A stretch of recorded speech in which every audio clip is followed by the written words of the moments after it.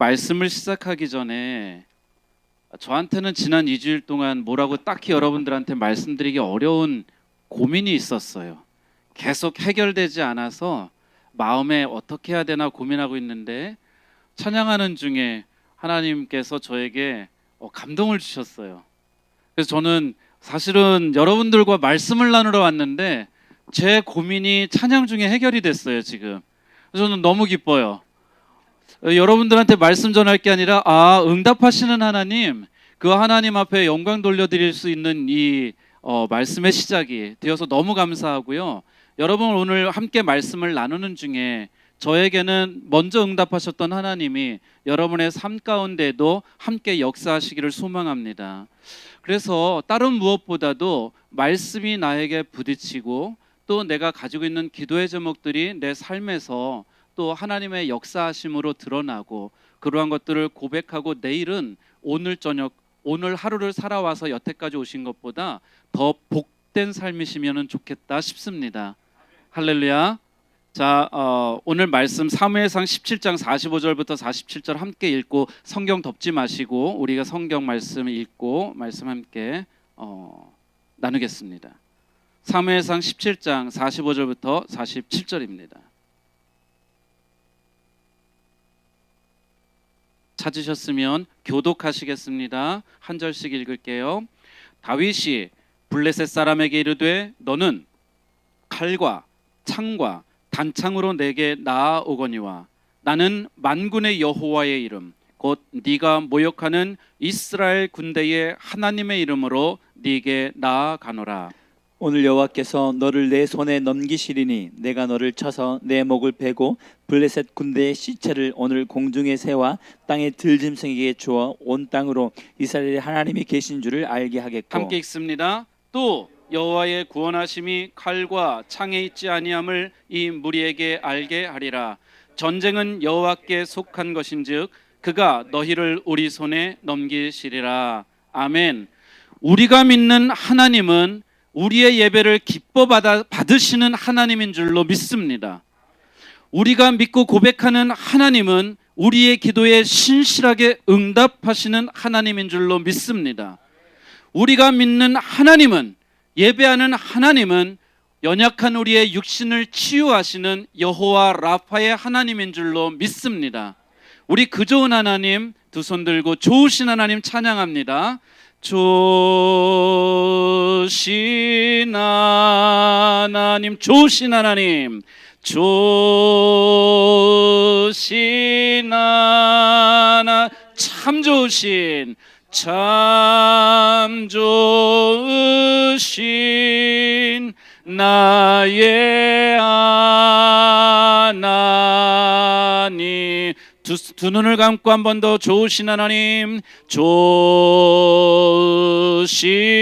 하나님, 좋으신 하나님, 참 좋으신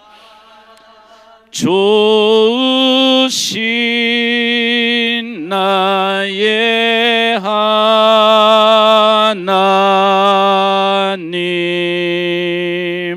할렐루야. 제가 정말 힘들고 어려웠던 시간들, 그 시간들 속에 여러분들이 모임 때마다 예배 때마다 선교사를 위해서 눈물로 함께 기도해 주셨음에 감사드립니다. 그 시간에 제가 기도할 수가 없었어요. 기도할 수 없어서 하나님 앞에 한탄하고 있을 때 여러분들이 예배 시간마다 함께 해주셨던 그 기도를 하나님이 받으신 줄로 믿습니다.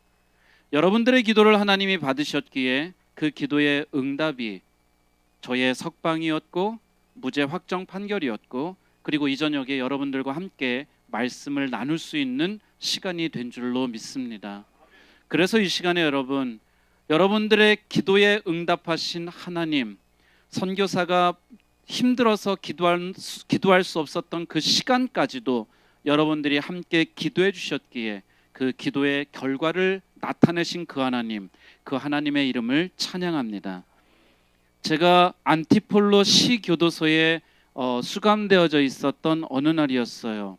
아마도 한 2달 넘어가던 시기였던 걸로 기억을 하는데 어느 날 저를 면회온 목사님이 계셨어요. 한국에서부터 도착해서 바로 공항에서부터 안티폴로시 교도소까지 한 걸음에 달려왔던 목사님이었어요. 그동안 한 25년 동안 학교 졸업하고 한 번도 연락도 못했고 그동안 서로 만나본 적도 없었던 목사님이 갑자기 저를 찾아왔어요. 저를 찾아온다는 이야기도 없었어요. 저는 그 소식도 듣지 못했어요. 근데 저를 찾아왔어요. 박철수 목사님이세요. 뭐 연락이나 하고 살았었더라면 우리가 어려우니까 서로 와서 볼 수도 있었을 텐데 서로 사역이 바쁘다는 이유로 서로 만날 수 없었던, 서로 연락도 하지 못했던 박 목사님이 감옥에 있는 선교사 목사를 위해서 위로하겠다고 찾아온 거예요. 너무 반가웠어요. 25년이 지났어도 마치 어저께까지도 함께 보았던 것처럼 우리 목사님 너무 반가웠어요. 그리고 목사님이 저를 위해 기도해 줬어요. 선교사님, 힘들고 어려울지도 모르지만 우리 성도들이 함께 기도하고 있습니다. 실망하지 마시고 낙담하지 마십시오. 하나님이 선교사님을 통해 이루실 놀라운 일들이 있을 것입니다. 저희가 기도하고 있으니 힘내세요 하고 저의 손을 붙들고 함께 기도해주고 그냥 그렇게 면회를 하고 또다시 돌아서 한국 땅으로 돌아왔어요. 그리고 또 목사님은 저희가 힘들고 어려워서 이게 한국하고 달라서 옥바라지가요 또 돈이 많이 들어가는 곳이에요. 일일이 먹거리를 사고 생수를 사고 옷을 빨아야 되고 심지어 목사님이 저를 면회를 오면은 저는 면회비를 내야 돼요. 그런데 목사님 또 그냥 빈손으로 안 오고 또 옥바라지 하는 저희 아내를 위해서 헌금해 주시고 또 우리 성도님들과 함께 그 이후에 선교팀도 왔어요. 너무 반가워요. 예, 기억나고 우리 집사님도 그래서 이렇게 함께 오셔서 선교 사역도 함께 그 현장에서 우리가 뛰고 함께 땀 흘리고 그곳에서 기도하고 했던 시간들이 있고 또 때때로 참 묘하죠. 선교지에서 무언가 필요할 때가 되면 갑자기 목사님 연락이 와요. 선교사님, 우리가 물품을 준비했어요. 우리가 물품을 보내드리려고 그래요. 저희가 필요할 때면은 꼭 필요한 물품들을 그렇게 보내주셨어요. 그래서 저희가 교회들, 우리 로컬 필리핀에 있는 교회들과 함께 나눌 수 있는 그런 시간들도 가졌어요. 지난 오랜 시간 한 3년여 동안 필리핀에서 있었던 저를 위해 여러분 함께 기도해 주시고 함께 물질로 도와주시고 때때로 필요할 때에 여러분들이 힘이 되어 주셔서 이 시간에 한 번 더 고맙다는 인사를 드리고 말씀을 시작하려고 합니다. 너무 힘들고 어려운 일이라서 감당하기 어려웠던 그 시간에 제가 이번 저의 사건을 통해서 정말 하나 깨달은 거 하나가 있어요. 뭐냐면 중보기도의 힘입니다. 저는 전에는 이런 생각을 했어요. 제가 목사로 신앙생활하면서 목사로 이 길을 걸어왔으니 누군가 우리 성도들을 만날 때에도 이렇게 그냥 네, 기도해 드릴게요. 저의 마음에 저의 삶을 그리고 저의 간절함을 담지 못했던 그런 기도였어요. 안 한 건 아니에요. 하지만 기도해 드릴게요 라고 하는 이런 얘기 속에는 그냥 저의 인사치레가 있었던 거예요. 근데 저의 사건을 통해서 이 중보기도가 얼마나 능력이 되는지를 제가 체험하게 된 거예요. 성도 여러분, 중보기도는요 그냥 어떤 한 내 신앙생활의 한 행위가 아닌 것을 여러분들이 이해하시면 좋겠어요. 중보기도는요 하나님이 역사하시는 시작입니다. 보통 이럴 때 아멘해요. 네.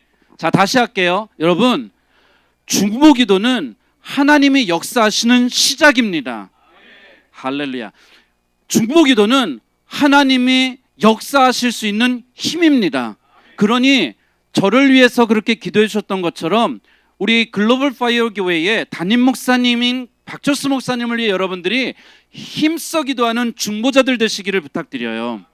우리 글로벌 이 파이어 교회를 위해서, 교회를 위해서 하나님의 영광을 위해 헌신하는 교회가 되도록 함께 중보하는 멋진 성도들 되시기를 축복합니다. 그리고 우리 성도들 간에도 누구는 지지고 볶고 싸우고 우리 글로벌 파이어 교회 성도들은 모일 때마다 기도해 줄 수 있는, 서로가 중보 기도자가 되어지는 그런 성도들 되시기를 축복합니다. 그러면 하나님이 여러분 인생 가운데 역사를 나타내실 것입니다. 저는 믿어요. 저는 체험을 했어요. 그리고 오늘 여러분들과 나누고자 하는 이야기도 바로 그런 이야기입니다. 교회는 선교사를 현장으로 파송을 하고, 그리고 그를 위해 기도해 주고, 그를 위해 물질로 후원도 하고, 선교사는 현장에서 맡은 바 사명을 따라 최선을 다해서 정직하게 그 사명을 완수하는 삶을, 그리고 나를 위해 기도하고 후원하는 우리 교회를 위해서 함께 중보하는 삶을 살아야 합니다. 이렇게 멋진 관계를 말씀 띄워지나요? 로마서 8장 28절에는 이렇게 얘기합니다.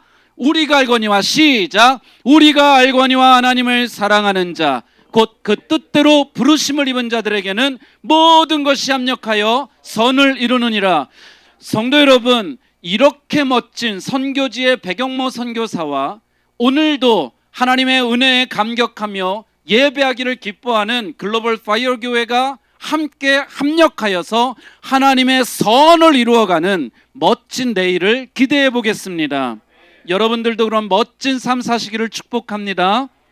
제 간증을 드리기 전에요, 우리가 함께 말씀을 나눌 거예요. 저의 간증이 왜 이 말씀이 앞으로 왔냐면, 이 말씀으로 인해서 제가 하나님 앞에 더 가까이 갈 수 있는 기회가 되었고, 하나님의 말씀을 붙들 때에 하나님의 역사하실 수 있는 기회가 됐거든요. 그래서 오늘 여러분들과 함께 이 사무엘상 17장 말씀을 함께 쭉 나누려고 합니다. 사무엘상 17장 안 덮으셨죠? 조금 있다가 이렇게 말씀으로도 뜰 거지만 덮지 마시고 성경을 보시면서 함께 나누면 좋겠습니다. 이스라엘이라는 나라에요, 아주 오랜 세월 동안 3,000년도 넘었습니다. 3,500여 년 가까이 되는 긴 세월 동안 이스라엘과 원수된 나라가 있어요. 왼수된 나라가 있어요. 성경에서는 그 나라를 블레셋이다 이렇게 이야기합니다. 오늘날 21세기에는 그 나라를 팔레스타인이다 이렇게 이야기를 합니다. 얼마 전에도 전쟁이 일어나가지고 폭탄 날아가고 난리를 떨었던 그 이스라엘에 함께 지금 살아가고 있는 두 나라입니다. 오늘의 이야기는 그 두 나라 사이에 있었던 3,000년 전의 이야기예요. 성경 속에 나타난 3,000년 전의 이스라엘과 이 블레셋 사이의 전쟁 속에 그리고 그 사이에 역사하셨던 하나님의 이야기, 그 이야기를 우리가 함께 보려고 합니다. 사무엘상 17장 3절 한번 볼까요? 띄워지나요? 네, 여기 본문 말씀 떴습니다. 시작. 블레셋 사람들은 이쪽 산에 섰고 이스라엘은 저쪽 산에 섰고 그 사이에는 골짜기가 있었더라. 이해가 되시나요? 전쟁이 벌어졌습니다. 이스라엘 사람들이, 군대들이 모여서 이쪽 산에 지금 다 멈췄습니다. 그리고 캠프를 차렸어요. 그리고 저쪽 산에는 블레셋 사람들이 와서 전쟁을 하려고 캠프를 쳤어요. 그리고 그 가운데 여기에는 골짜기가 있더라. 2절 말씀에 보면 그 골짜기가 엘라 골짜기였다고 친절하게 설명을 해주고 있어요. 중요한 거는 전쟁을 벌이기 위해서 지금 두 나라의 군대가 이쪽 산과 저쪽 산에 진을 쳤다 하는 것입니다. 그곳에 장군이, 싸움을 하기 위한 장군이 나옵니다. 가드 사람이라고 하고, 성경에서는 그 사람을 싸움을 도두는 자라는 표현으로 했는데 주일학교를 다니신 분들은 이 사람이 누군지 너무 잘 아는데, 블레셋의 장군이 딱 나섰어요. 누굴까요? 골리앗입니다. 이 골리앗이라는 사람은요, 키가 2m 93이나 됐다고 해요. 스면은 이제 여기 뚫고 나가는 거죠. 굉장히 큰 사람이에요. 그가 갑옷을 입었는데 갑옷이 60kg에 달하는 그런 갑옷을 입었다고 성경이 우리들에게 증언을 해줘요. 그 사람이 창을 딱 하고 창을 들었는데 이 창 끝의 무게만 50kg이었대요. 엄청나죠. 2m 93이나 되는 거구가, 그리고 더불어 사울 왕은 이 사람을 무엇이라고 얘기하냐면요, 저는 어려서부터 용사였다 이렇게 이야기를 해줍니다. 그러니까 키가 크다고 흐느흐느한 사람이 아니라 키가 큰데 거기에다 골격도 크고 거기에다가 울퉁불퉁 근육도, 이 사람은 싸움을 위해서 만들어진 사람인 거예요. 그런 사람이 지금 창을 들고 딱 앞에 섰습니다. 그리고 9절에 이렇게 이야기합니다. 9절 말씀 나오나요? 함께 읽습니다. 시작. 그가 나와 싸워서 나를 죽이면 너희가 종이 되겠고, 만일 내가 이겨 그를 죽이면 너희가 우리의 종이 되어 우리를 섬길 것이니라. 이게 무슨 얘기인지 또 궁금하시죠? 이 이스라엘과 블레셋 두 나라가 전쟁을 하는 게 아니에요. 전쟁은 하려고 군사들이 다 모였는데 지금 이 골리앗이라는 장군이 딱 나와서는 너희들 중에 대표 한 명을 나에게 보내라 지금. 그래서 우리가 한번 붙어보자 1대1로.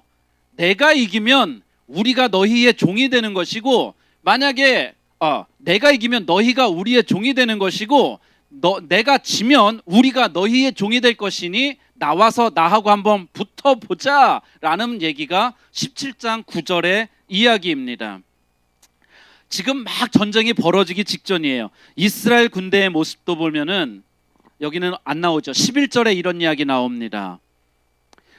사울과 온 이스라엘이 블레셋 사람의 이 말을 듣고 놀라 크게 두려워하더라. 두려워하는 마음.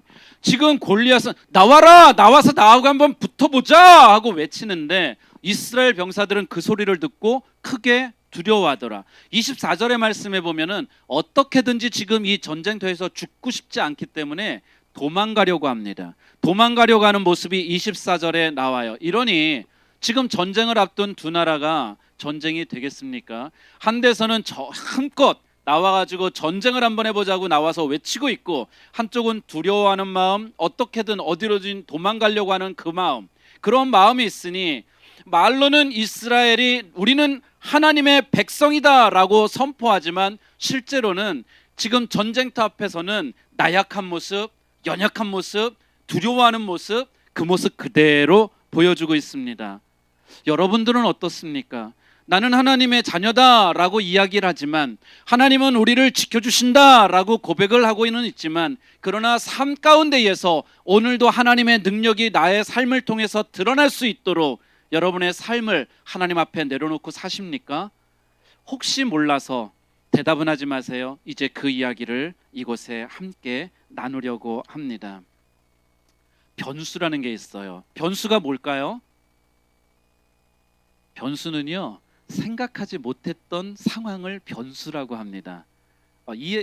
다 아시죠? 사실은 변수는 내가 생각하고 계획하지 못했던 상황이 일어나는 것을 변수다 이렇게 이야기합니다. 지금 전쟁이 벌어지려고 하는 이때에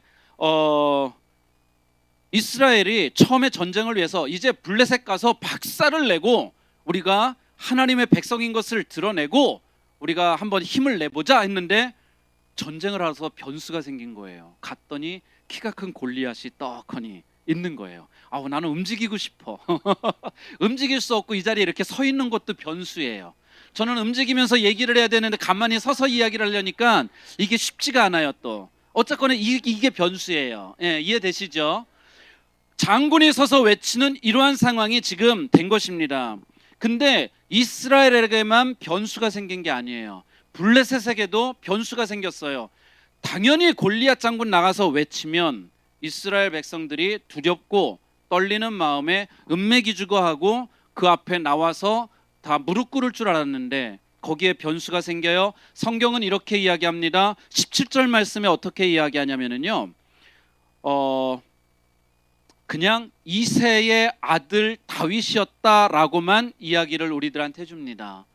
이새의 아들 다윗, 이 다윗은 목동이었고 이 다윗은 어린 소년이었다라고 우리에게 이야기를 해줍니다. 이새라는 사람의 마지막 말째 아들, 그저 소년이었다라고만 하는 것이 성경이 우리들에게 알려주는 것뿐입니다. 지금 아버지가 가서 먹거리를 싸주면서 가서 형들이 전쟁에 3명이나 나갔으니 잘 지내고 있는지 보고 오너라. 그리고 와서 나에게 형들의 지내는 상황을 좀 얘기를 해다오 하고 보낸 거예요, 말째 아들을. 그래서 형들을 만납니다. 형들을 만나고 났는데 그때에 형들을 만나고 뒤돌아서는데 귀에 들리는 거예요. 골리앗 장군의 싸움을 도발하는 소리를. 나와서 나랑 한번 붙어보자. 응? 제발 이스라엘 이것들아, 나와라, 나랑 한번 붙어보자 하고 지금 골리앗 장군이 도발하는 것을 듣는 거예요. 그때 다윗의 마음에 울분이 일어납니다. 도대체 저 이방인이, 하나님을 경배하지 않는 저 이방인은 누구기에 하나님의 백성들을 이렇게 무시하는가 하면서 그 마음에 울분이 일어납니다. 예.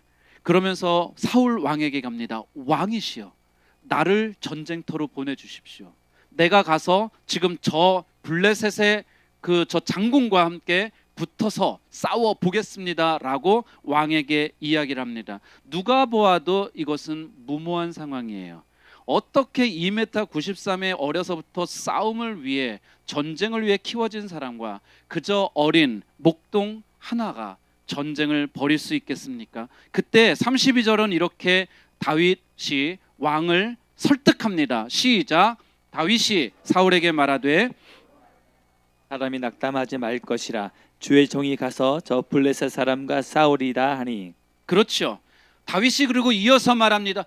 왕이시여, 내가 우리 아버지의 양들을 지킬 때에 어떨 때는 곰이 달려들고 어떨 때는 사자도 달려들어서 우리의 양들을 해칠 때에 내가 붙어서 그들과 싸웠고 때로는 그 입을 찢어서 우리 양들을 지켜냈습니다. 그러니 나를 지금 저 전쟁터로 보내주시면 내가 가서 저 블레셋의 장군을 쳐 죽이고 우리가 이길 수 있습니다. 다윗은 지금 확신하는 거예요. 다른 모든 사람들은 보았을 때 불가능하다고 하는 일을 다윗은 나는 할 수 있습니다. 그러니 나를 보내주십시오라고 하는 것입니다. 여러분, 우리는 우리 인생을 살아가면서 내 앞에 다가오는 그 많은 어려움, 그것을 고통이라고도 할 수 있고 누구는 고난이라고도 할 수 있습니다. 하여간 그 찾아오는 그 어려움, 그것을 벗어나기 위한 다양한 방법을 찾습니다. 그런데 그 하나님은 오늘 어려움을 당하는 성도들이 그 하나님에게 기도하기를 바라셔요. 보통 이럴 때도 아멘을 해요. 다시 할게요. 저 괜찮은 목사죠. 언제 아멘을 해야 될지 알려주면서.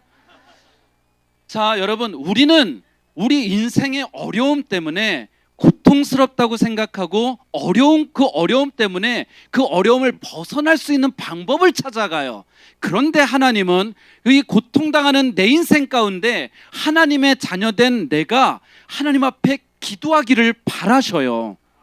왜냐하면은 성령은요, 멋진 시스템에, 이 사운드 시스템이나 음악 시스템이나 아니면 큰 교회에 임하지 않습니다. 하나님의 성령은 기도하는 사람에게 임하기 때문입니다. 그래서 오늘 나는 힘들다고 생각하지만 기도하기를, 하나님은 내가 하나님 앞에 기도하기를 바라고 기도할 때에 역사하시는 거예요. 제가 이야기를 뒤에 또 해드릴게요. 이 얘기 또 해드릴 거예요. 가짜뉴스를 이야기하면서 여러분들에게 이 부분을 또 한번 말씀을 드리겠습니다. 자, 이제 전쟁이 벌어집니다. 제가 사무엘상 17장 전체를 묵상하면서 크게 깨달은 것 하나가 있는데 뭐냐면은 해답 없는 문제는 없다는 것입니다. 해답 없는 문제는 없다. 여러분, 자물쇠가, 조그만 자물쇠도 열쇠 조그만한 거 하나잖아요. 자물쇠가 이따만해졌다고 열쇠도 이따만해지나요? 아니에요. 자물쇠가 이따만해져도요, 열쇠는 조그만 거예요. 돌리는 겁니다. 그러니까 우리 인생을 살아가면서 오늘 조그만한 문제 속에서는 아직 거 하는데 그 문제가 커졌다 그래서 이거를 해결할 수 있는 해답도 큰 게 아니라 똑같이 작은 거라는 거예요. 똑같아요. 해답 없는 문제는 세상에 그리고 없습니다. 그러니 여러분, 우리 인생 속에 하나님이 함께 하시면, 지금 다윗이 이제 고백하는 것들을 볼 텐데 하나님만 내 인생 속에 함께 하시면 해답 없는 문제 같은 그 삶이 해답 있는 인생으로 변합니다. 문제는 뭐냐면은요, 해답을 찾지 못해. 이 문제가 안 된다는 그 사실을 알지 못하는 내가 문제인 거예요. 왜? 내 방식대로 해결하려고 해서.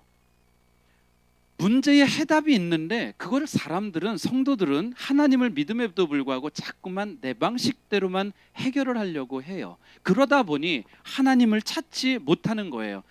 어떤 사람은 이야기합니다. 사방이 막힐 때에 하늘이 열린다고. 내 방식과 내 방법 그리고 내 모든 것들을 동원해서 해결을 해보려고 하지만 그것이 되어지지 않고 막혀버릴 때 우리가 바라볼 수 있는 건 하늘이라는 거예요. 그리고 그래서 사방이 막힐 때에 하늘이 열린다는 거예요. 오늘 글로벌 파이어 교회 성도님들이 하늘을 향해서 얼굴을 들고 하늘로부터 부어주시는 하나님의 은혜를 경험하는 그러한 고백할 수 있는 이 밤이 되어지기를 축복합니다. 사무엘상 17장 38절 39절도 우리가 함께 읽어볼까요? 38절 39절 시작. 이에 사울이 자기 군복을 벗고 노투구를 그의 머리에 씌우고 또 그에게 갑옷을 입히매 다윗이 칼을 군복 위에 차고는 익숙하지 못하므로 시험적으로 걸어보다가 사울에게 말하되 익숙하지 못하니 이것을 입고 가지 못하겠나이다 하고 곧 벗고. 아멘. 지금 이 이야기는 이제 드디어 다윗이 사울로부터 허락을 받아요. 다윗이 허락을 받고 전쟁터에 나가려니까 사울 왕이 볼 때 얼마나 안쓰럽겠어요. 그래서 다윗에게 자기의 군복을 입힙니다. 그리고 자기의 칼을 줍니다. 여러분 3000년 전 상상을 해보세요. 이때는 청동기 문화에서 철기 문화로 넘어가던 때예요. 블레셋은 철기를 갖고 있었던 철기 문화 속에 살던 사람들이고 이스라엘 사람들은 청동기 문화 속에서 살던 사람들이에요. 철과 청동기가 부딪히면 청동기는 날아갑니다. 그러고 그때 당시에 그럼으로 인해서 철로 된 칼은 왕이었던 사울 그리고 그 아들 요나단 이 두 사람만 칼을 지금 가지고 있는 거예요. 그러니 지금 전쟁을 하겠다고 나가는 이 다윗에게 왕의 갑옷을 입히고 칼을 채워준 거예요. 소년 다윗이 입었어요. 왕의 갑옷을 입고 왕의 칼을 찼어요. 그랬더니 어때요? 힘이 없어서 걸을 수도 없고 이 제대로 움직일 수가 없는 거예요. 왜? 내게 아니니까. 그래서 39절에 익숙하지 못함으로 남의 거 걸쳐 입었더니 익숙하지 못함으로 끝에 곧 벗고 그래서 그것을 벗어버립니다. 그리고 다윗은 시냇가로 내려가요. 그리고 거기에서 물맷돌을 찾습니다. 우리나라 말로는 짱돌이에요. 길바닥에 널려 있는 짱돌, 그 짱돌을 주워 듭니다. 그리고 그 짱돌을 들고 이제 전쟁을 하러 나아가는 거예요. 지금 다윗과 골리앗이 만나는 것은 어떻다 그랬죠? 이쪽 산에는 이스라엘 백성들이 그리고 이쪽 산에는 블레셋 그 군대들이 진을 쳤고 가운데는 아주 넓은 평원이에요. 골짜기 평원이에요. 다윗과 골리앗이 마주선 곳은 여러분과 저처럼 가까운 것이 아닙니다. 이렇게 가까우면 좋겠죠. 이 뒤에 나오는 이야기를 계속 이어가려면 하지만 지금 양쪽 군대에서 사람들이 나왔어요. 멀리 있습니다. 그리고 그곳에 다윗이 나와서 이제 스윙 그 시냇가에서 주워왔던 물맷돌을 던지는 거예요. 돌리는 거예요. 던지려고. 여러분 추신수 야구 선수가 한국으로 돌아왔죠. 추신수가 홈런을 치면 몇 미터 날아가시는지 아십니까? 멀리 날아가면 140m 날아간대요. 근데 선수들이 보통 공을 던지면은 한 30m 날아갑니다. 보통. 근데 지금 다윗은 소년이에요. 여기 고등학생 있습니까? 고등학교 2학년? 돌 던지면 몇 미터나 집어 던질 수 있을까? 한 5미터는 던질까? 여러분 돌덩이 하나는요 멀리 가지 않습니다. 그런데 지금 골짜기에서 저쪽 반대편에 있는 장군을 향해서 물맷돌 집어든 걸 가지고 던집니다. 돌은 슝 하고 가다가 떨어지는 게 정상이에요. 그렇죠? 네. 가다가 돌은 멀리 안 가요. 제가 이거 해봤는데 손으로 힘껏 던져 10m도 안 날아가요. 근데 돌이 슝 하고 떨어져야 되는데 다윗이 돌을 집어 던집니다. 슈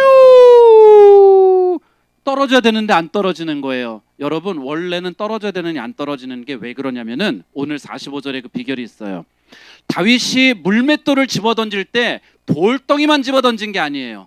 다윗이 그 돌덩어리를 집어 던질 때에 그의 신앙 고백도 함께 던집니다. 너는 칼과 창과 단창을 가지고 내게 나아오거니와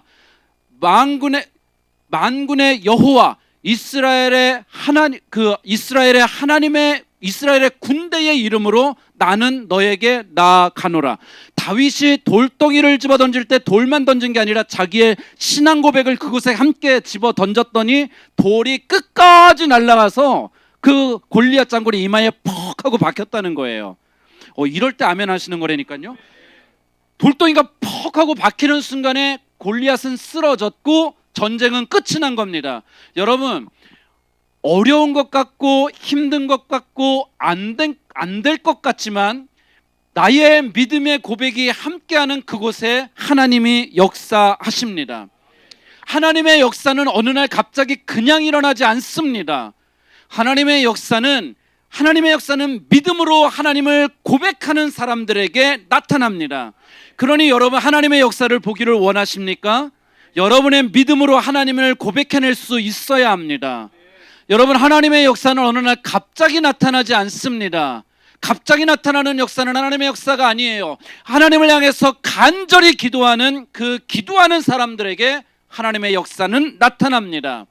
사랑하는 우리 글로벌 파이어 교회 성도 여러분, 그래서 다윗처럼 오늘 사무엘상 17장 45절의 그 믿음의 고백을 가지고 자기에게 익숙한 것으로 전쟁에서 승리했던 다윗과 같이 오늘 내 믿음을 가지고 기도할 수 있기를 부탁드립니다.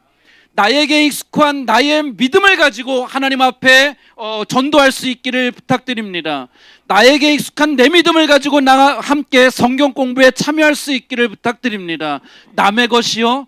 옆에 있는 집사님이 하니까 나도 한다고요? 의미 없어요.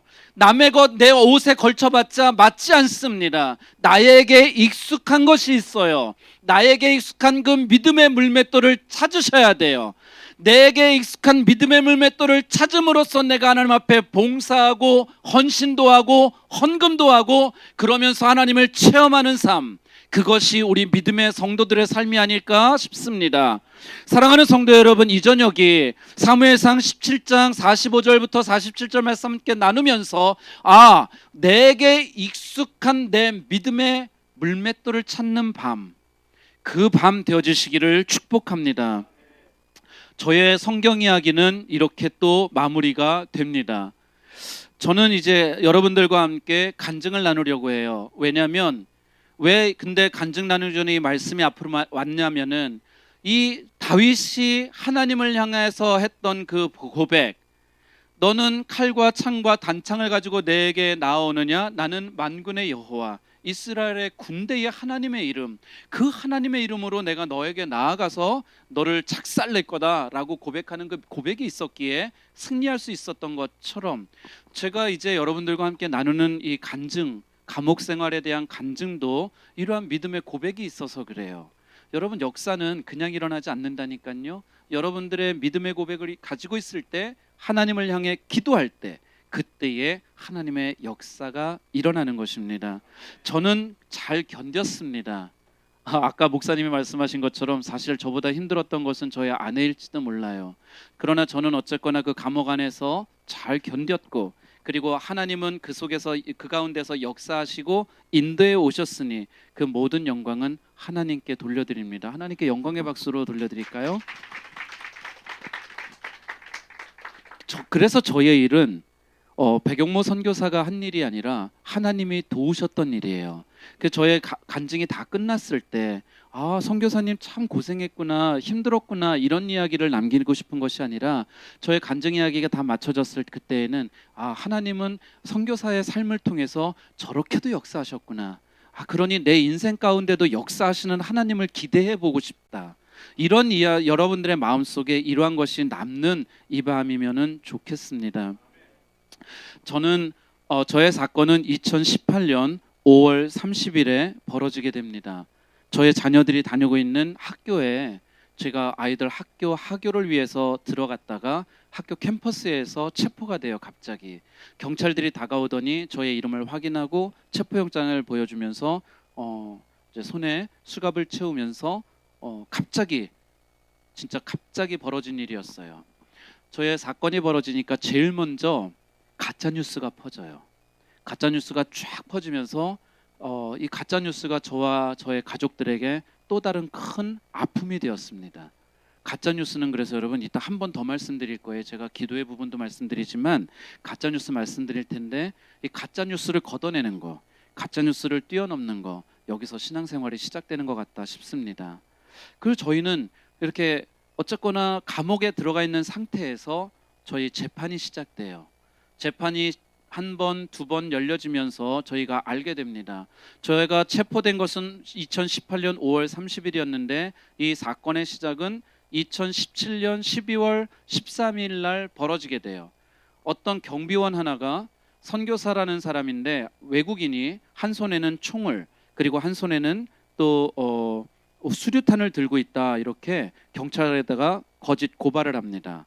그 거짓 고발로 인해서 제가 나중에 체포가 되게 되는 그 시작이 2017년 12월 13일이에요. 그리고 14일 날 경찰과 고발한 사람이 함께 저희가 살고 있는 데서부터 3시간 반 떨어진 지방에 있는 법원에 가서 압수수색 영장을 신청해요.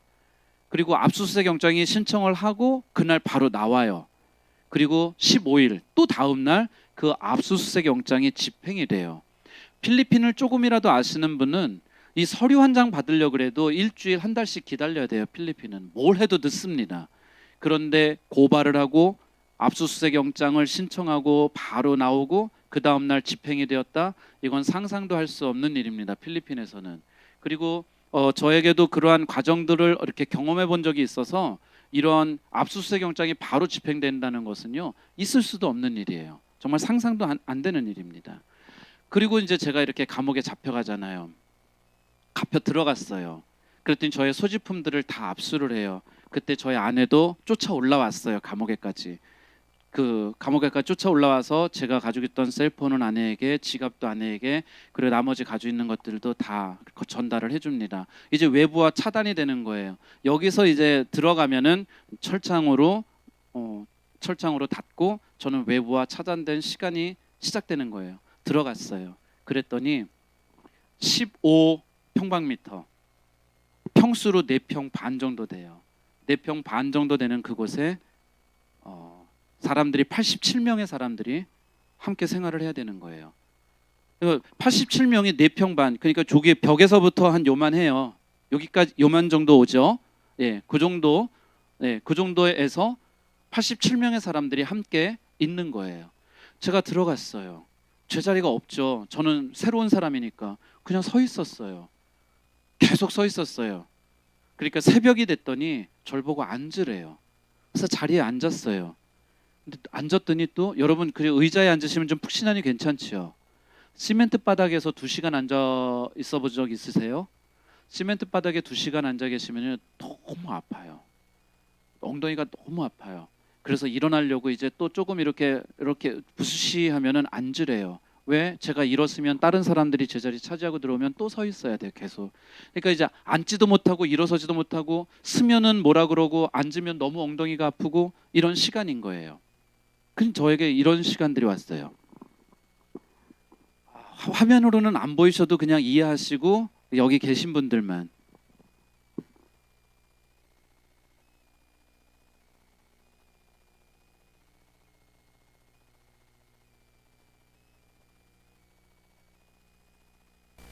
저에게 주어지는 공간은요 이만큼이에요. 그냥 이렇게 앉아가지고 다리도 못 펴요. 다리도 당겨서 손으로 이렇게.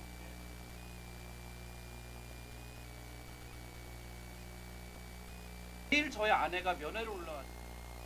면회하는 시간 아니면은 저는 할 때는 어떻게 자요?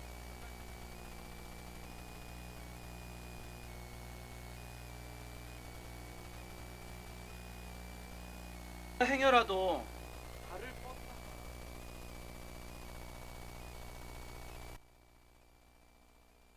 안에서도 체벌이 있어요. 그 안에서도 규율이 있어서 옆에 이렇게 쭈그리고 자다가 발 뻗으면서 다른 사람 차기라도 하면은 맞아요. 맞는데 그냥 손바닥 때리는 게 아니에요. 이게 옆에 있는 사람 이렇게 좀 내려오세요 그래가지고 혹은 이렇게 몰아놓고 앞에다 모아놓고 엎어요. 엎어놓고 5명이 목을, 한 사람은 목을, 한 사람 양쪽에서 팔을, 2사람이 발목을 눌러요. 그리고서 한국의 그 아픈 나무, 박달나무 있잖아요. 거기도 까마공이라고 딱딱한 나무 있어요. 되게 아픈 나무. 그거를 사람 죽으라고 때립니다.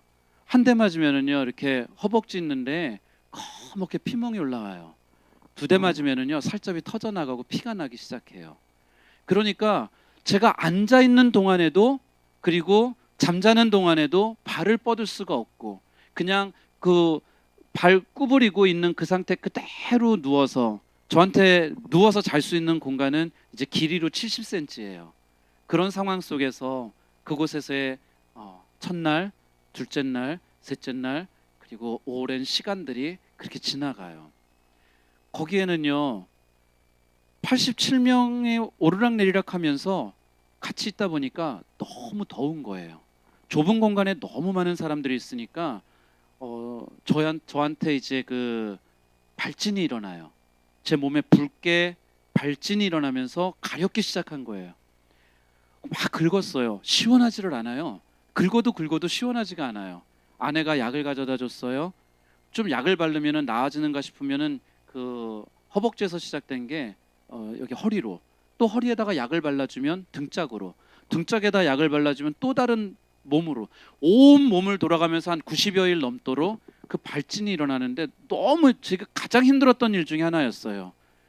그래서 제가 그곳에서 성경을 읽게 되는데 성경을 통독하면서 욥기를 볼 때마다 욥이 그 너무 몸이 가려워 그냥 손으로 긁을 수가 없어서 기왓장으로 그 몸을 긁고, 그리고 기왓장으로 몸을 긁다가 헌 곳을 개가 와서 핥고, 아 욥도 이런 고통 속에 있었겠구나. 긁어도 시원하지 않은, 그리고 약을 바르면 조금 나아지나 싶으면 또 다른 곳이 또 그런 상태가 계속 온몸을 돌아가는 상황, 그러한 상황이 저에게 오는데 거기에다가 제가 이제 첫 번째 과목에서 두 번째 과목으로 옮겨갈 때 폐결핵 진단을 받게 돼요.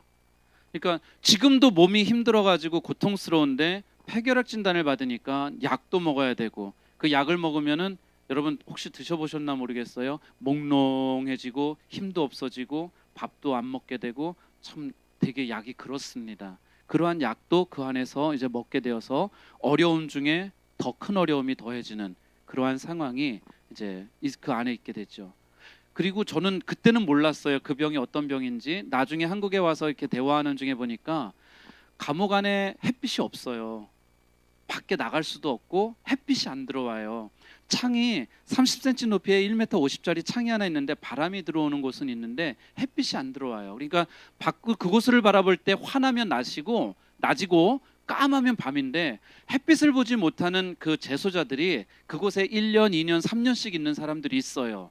그러니까 살이 썩는데 괴혈병이라 그러더라고요. 나중에 와서 보니까 비타민 D를 받지 못하면 그 살이 썩어나가는, 그런 살이 썩어나가는 곳에 고름을 짜기 위한데 너무 고통스러운, 제가 옆에서 봐도 죽을 것 같아 정말. 그래서 입에다가 그 손수건을 물리고 고름을 짜줘요. 그래서 고름을 짜주어서 나아지면 그나마 괜찮은데 이게 고름을 짜줘도 살이 계속 썩는 사람들이 있어요. 그런 사람들은 우리가 그 밥 먹을 때 쓰는 하얀색 플라스틱 숟가락 있잖아요. 그 하얀색 그 숟가락을 이용해서 살을 퍼내요. 의료 혜택을 못 받아요. 아무것도 없으니까. 그러니 살이 썩어 나가는데 그것을 퍼내면 얼마나 아프겠어요.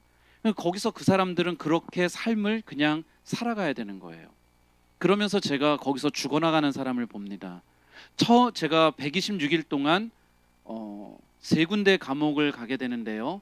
첫 번째 감옥에서 두 사람이 죽어나가고, 두 번째 감옥에서 한 사람이 죽어나가고, 그리고 첫 번째 감옥에서 두 사람이 미치는 것을 보고 두 번째 감옥에서 또 한 사람이 미치는 것을 보게 되는데, 제가 보았던 그 사람은 들어올 때는 90kg가 넘는 거구였대요.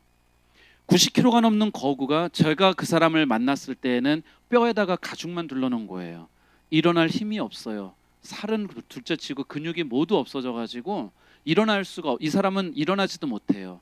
그래서 이렇게 움직이려고 그러면 사람들이 도와줘야 되고 들어줘야만 하는, 그러다가 결국은 그곳에서 죽음을 맞이합니다. 그 사람도 가족들에게 건강한 모습으로 돌아가고 싶었을 거예요. 근데 죽음이 되어서 가족으로 돌아가고, 그거보다 또 더 어려운 사람들은 그곳에서 미치는 사람들입니다.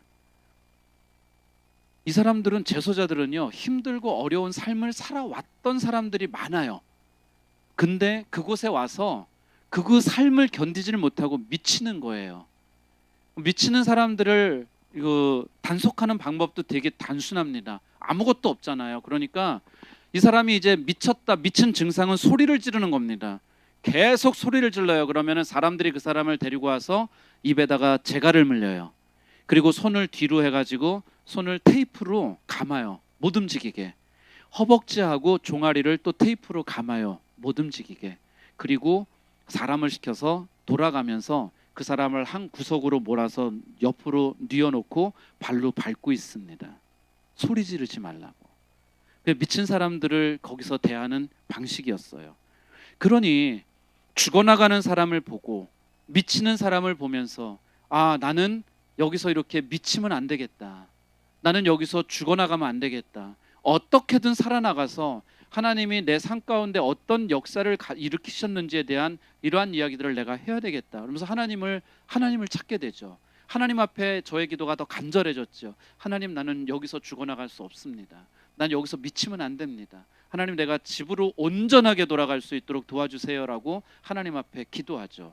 그때 여러분들이 저를 위해 해줬던 기도가 같은 기도였던 거예요.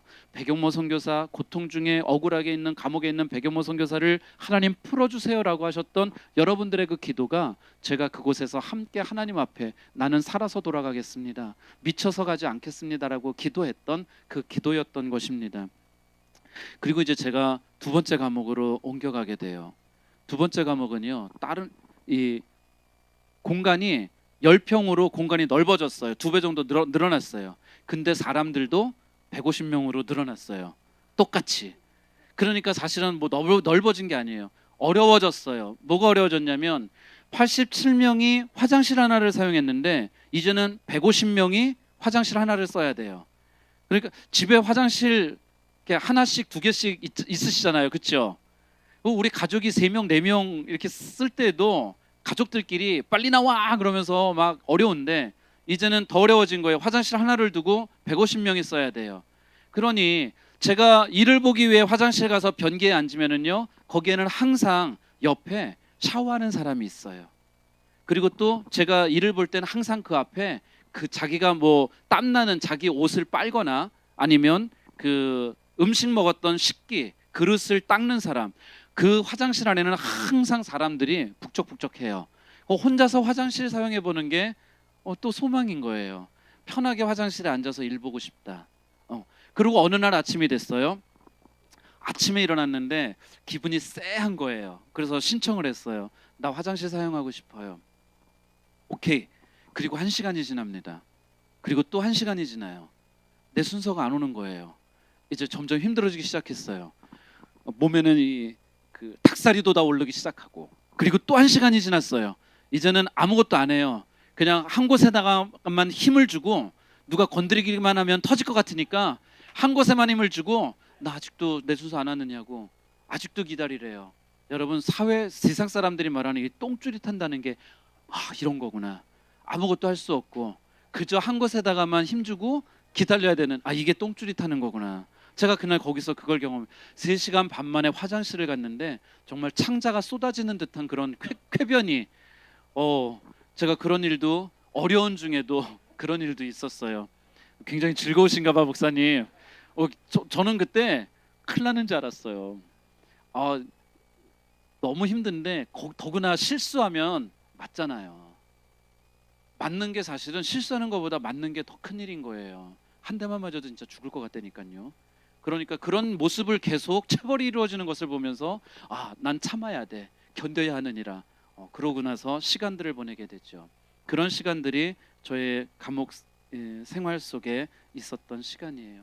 그리고 이제 저의 3번째 감옥으로 옮겨가는 날, 그날 아침에 저의 재판이 있게 돼요.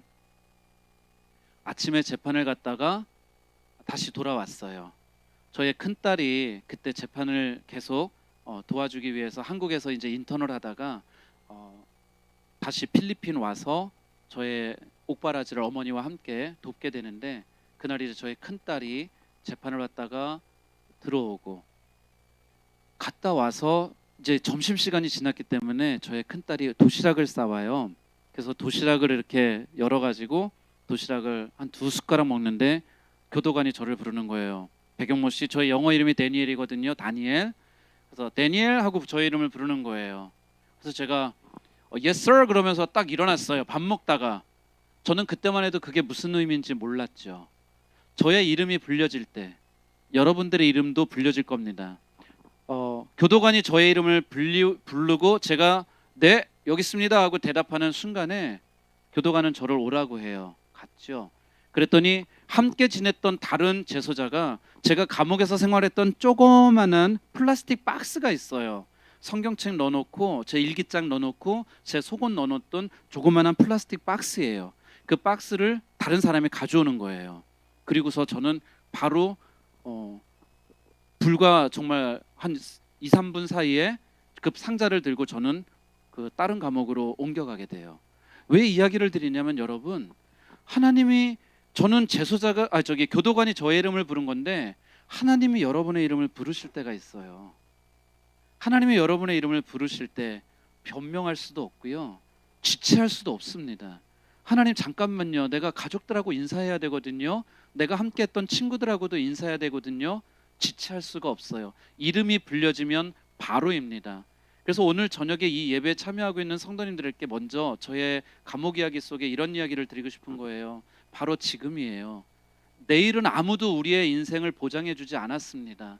내일 아침에 건강하게 눈을 뜰 거라고 우리는 생각은 하지만 아무도 우리 인생을 내일로 보장해 주지 않았어요. 그러니 오늘 저녁에 저의 말씀을 함께 듣고 나누는 이 시간에 바로 지금 바로 여기에서 예수를 그리스도로 고백할 수 있기를 축복합니다. 여러분들이 예수를 그리스도로 고백하는 그 축복이 있어야 여러분 영생이 있는 거예요. 그 예수를 그리스도로 고백할 수 있는 그 시간이 이 저녁이면은 좋겠습니다. 그리고 그 예수님을 고백하고 여러분들이 이 저녁에 은혜도 받고 그리고 무엇보다도 내 사랑하는 가족들에게도 내일이 아니라 난 내일이나 뭐 때 되면 한번 우리 마누라한테도 여보 사랑해 하고 얘기해 줘야지 아니에요. 오늘 했으면 좋겠어요. 옆에 계시면 손 한번 잡아주시고 여보 사랑해 라고 이야기할 수 있는 그런 시간이 되어지면 좋겠어요. 바로 지금입니다. 여러분 구원의 때도 지금이고요. 내일이 아닙니다. 오늘이에요. 그러니 여러분 기회가 있는 지금 예수를 그리스도로 고백하고 그 하나님 앞에 믿음으로 나아갈 수 있기를 축복합니다. 그리고 제가 이제 감옥을 옮겨가니까 저의 딸이 쫓아왔어요. 그래서 이제 그 감옥 그 안에까지 와서 여기만 넘으면 저는 또다시 그 안으로 들어가서 재소자의 삶을 살아야 되고 딸이 여기까지 와 있어요 같이. 그래서 제가 저의 큰딸한테 부탁을 해요. 희민아 오늘 밤은 아버지가 어떻게든 지내볼 테니까 견뎌볼 테니까 내일 침대 매트리스하고 조그만한 선풍기를 좀 가져다오. 여기서 이게 필요하다고 얘기한다. 감옥에서 저한테 그게 필요할 거라고 얘기를 했어요. 그래서 저희 큰딸한테 얘기하고 이제 큰딸은 돌아가고 저도 저의 안으로 감옥 안 그 건물 안으로 들어갑니다. 들어가 봤더니 세 번째 감옥은요. 철제로 된 2층 침대가 있어요. 철제로 된 2층 침대가 있는데 이런 판자가 아니고요. 중간중간 이렇게 바만 걸쳐져 있어서 공간이 떠 있는 거예요. 이해되시죠? 누워 자면은 떨어져요. 이렇게 내려앉아요, 몸이. 그래서 거기에 갈 수가 없어서 혼자 생각을 했죠. 난 오늘 밤에도 그냥 시멘트 바닥에서 자야 되나 보다. 이런 생각을 했어요. 뭐 여태까지도 그렇게 살아왔으니까 오늘 밤 하루 더 늘어난다고 그 큰 문제는 아니에요, 저에게는. 그래서 내가 오늘 밤에도 이 시멘트 바닥에서 자야 되겠구나라고 생각하고 있는데 그때 매트리스하고 선풍기가 들어오는 거예요. 빵을 담은 그 종이 상자하고 종이 봉다리하고. 제가 다음 날 면회 온 저희 큰딸에게 물어봤어요. 어저께 어쩐 일이니? 아버지 그때 이 시멘트 바닥에서 자야 되나 하고 고민하고 있었을 때 그게 들어왔다? 그랬더니 저희 큰딸이 하는 얘기가 아버지가 내일 필요하니까 가져다 달라고 얘기를 했는데 자기가 헤어져서 나오면서 생각해 보니까 그럼 오늘 저녁은 아버지 어떻게 주무시지? 그런 고민이 오더래요. 그러니 내가 지금 가서 매트리스를 사고 선풍기를 사고 배달을 해줘서 그 감옥에서 받아주면은 아버지 오늘 저녁에 좀 더 편하게 주무시지 않을까? 이런 생각을 하고 바로 슈퍼마켓으로 간 거예요. 그리고 가서 매트리스를 사고 선풍기 조그만 걸 사고, 이미 저녁 시간이, 점심도 제가 한 두 숟갈 뜨다 말았잖아요. 그러니 이미 저녁 시간도 지났으니 아버지 분명히 시장하실 테니 빵이라도 좀 사다 드려야지 하고 빵 몇 개를 함께 사가지고 가지고 왔는데 다행히 거기서 받아준 거예요. 그러므로 인해서 제가 그날 밤에 감옥에 수감된 지 87일 만에 처음으로 발을 뻗고 잤습니다. 너무 행복했어요. 발을 뻗고 잔다는 게 이렇게 행복한 일이구나라고 하는 것을 제가 그날 너무너무 행복했어요. 여러분들도 발 뻗고 주무시죠? 그러니 얼마나 좋으세요. 여러분들은 이미 행복하신 분들이라니까요. 예, 그러니까 나는 이미 행복한 사람, 그 행복함 속에 하나님에 대한 고백을 담으시기를 부탁드려요. 어떤 고백? 예수는 그리스도. 이 고백을 담고 하나님 앞에 믿음의 삶을 살아가면 좋겠어요. 제가 그리고 여기 청년들, 학생들 함께 참여도 하고 영상으로도 예배 드릴 테니 청소년들한테 이런 말씀을 드리고 싶어요. 여러분, 청소년 여러분들 부모님 말씀에 순종하세요. 청년들도 부모님 말씀에 순종하세요. 그리고 여러분, 부모님 말씀에 순종할 뿐만이 아니라 때때로 부모님을 배려해 주세요. 부모님을 배려해 준다면 여러분의 가정이 변합니다. 부모님도 행복해 하시고, 그리고 무엇보다도 여러분들의 용돈 지갑이 두둑해집니다. 그러니 부모님을 배려해 주시는 우리 학생들, 청년들 되면 좋겠어요. 하나님의 복된 약속도 거기에 있어요. 내 부모를 공경해라. 거기에 있으니까 우리 학생들이, 청년들이 여러분의 부모님에게 순종할 뿐만이 아니라 배려할 수 있기도 축복합니다. 제가 그 이야기 말고 다른 이야기 하나를 이제 에피소드로 말씀을 드릴게요. 저의 둘째 딸이 제가 체포되던 날이 저의 둘째 딸이 고등학교를 졸업하던 이틀 전이었어요.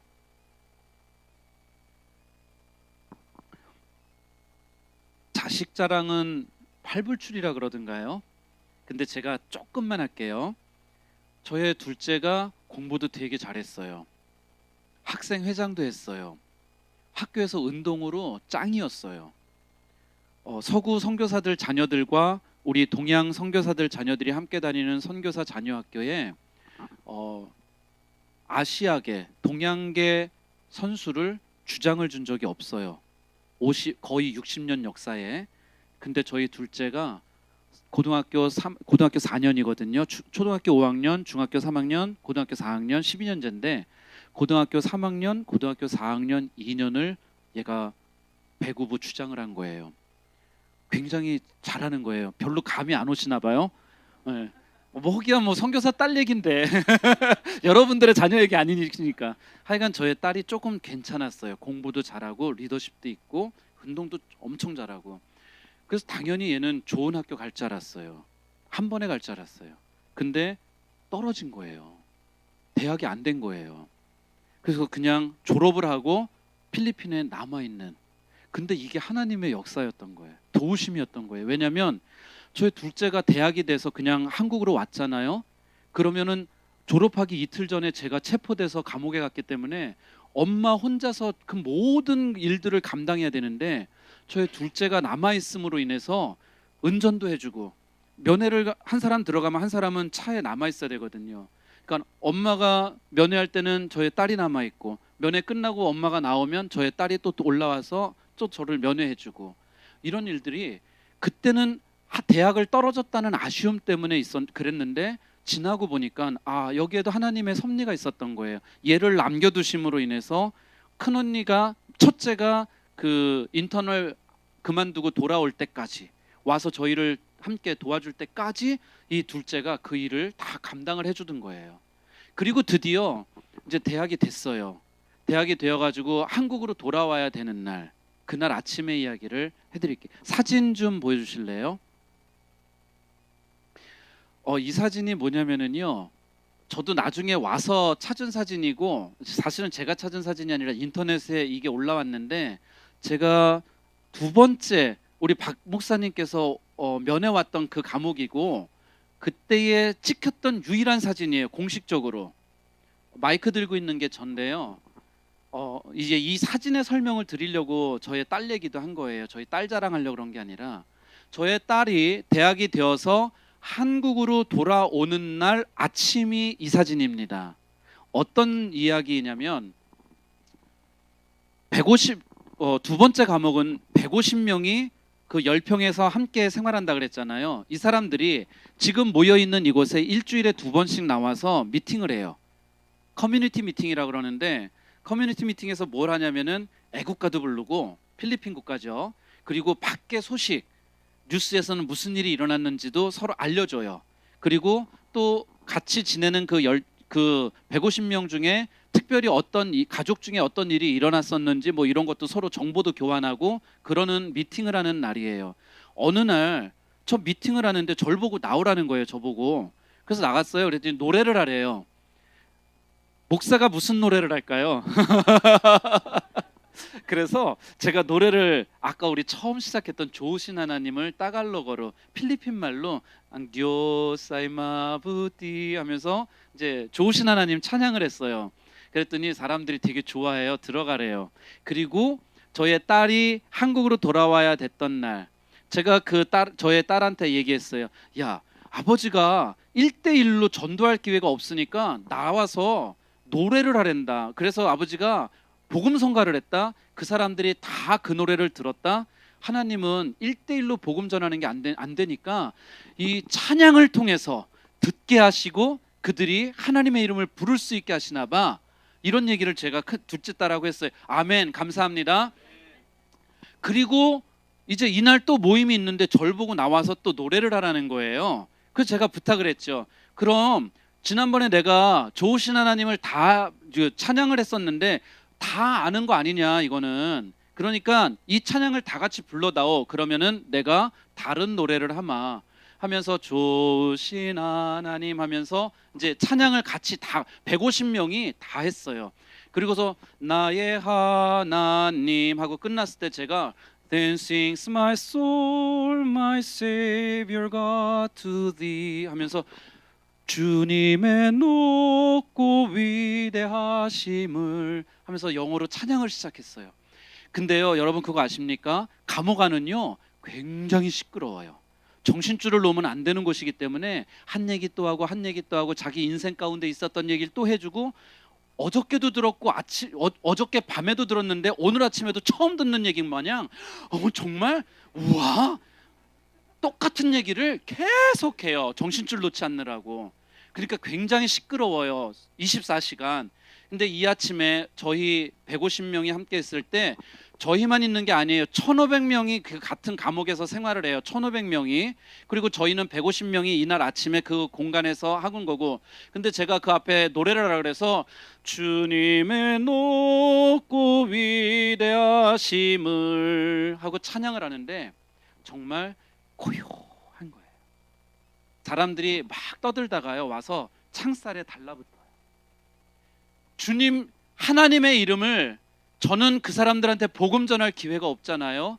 그런데 노래를 하라 그래서 그 하나님의 이름을 찬양을 통해서 하나님의 이름을 높여드리는 그때에 사람들이 여기 사진에 없는데 저기 창살들 보이십니까? 창살들 다 나와가지고 그 찬양 소리 듣느라고 고요해지는 거예요. 그러더니 교도관 한 사람이 다른 제소자를 보내서 그때 찬양하는 저의 모습을 찍어요. 그게 이 사진이에요.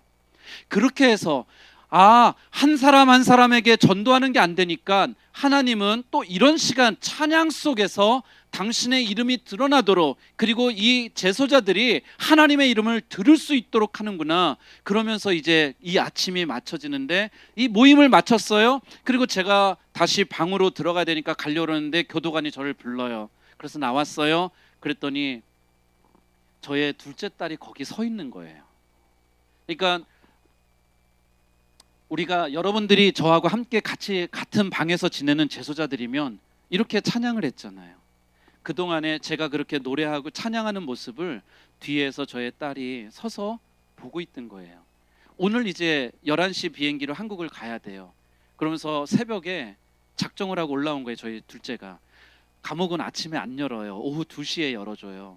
아침에 뭐 특별한 공무원도 아니고 고위직도 아닌 한국인 그 청년 하나가 와가지고 그랬대요. 오늘 내가 한국으로 돌아갑니다.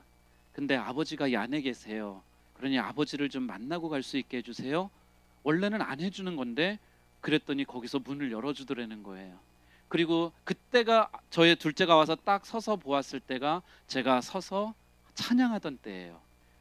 그러면서 이제 아버지가 말씀하셨던 게 이런 거군요. 개인전도 안 되니까 찬양을 통해서 이렇게 복음을 전한다는 게 이런 것이었군요. 그러면서 저희 둘째 딸이 하는 고백이에요. 아버지, 저 한국 가서 술 절대로 안 마실게요. 청년들이 술을 너무 많이 마신다는 얘기가 들려왔었거든요. 아버지, 제가 절대로 술 안 마실게요. 아버지, 저 가서 신앙생활 잘 할게요. 아버지가 여기서도 이렇게 하는 것처럼 저도 한국 가서 신앙생활 잘 할 테니 아버지 제 걱정하지 마세요. 그리고 아버지를 위해서 기도할게요.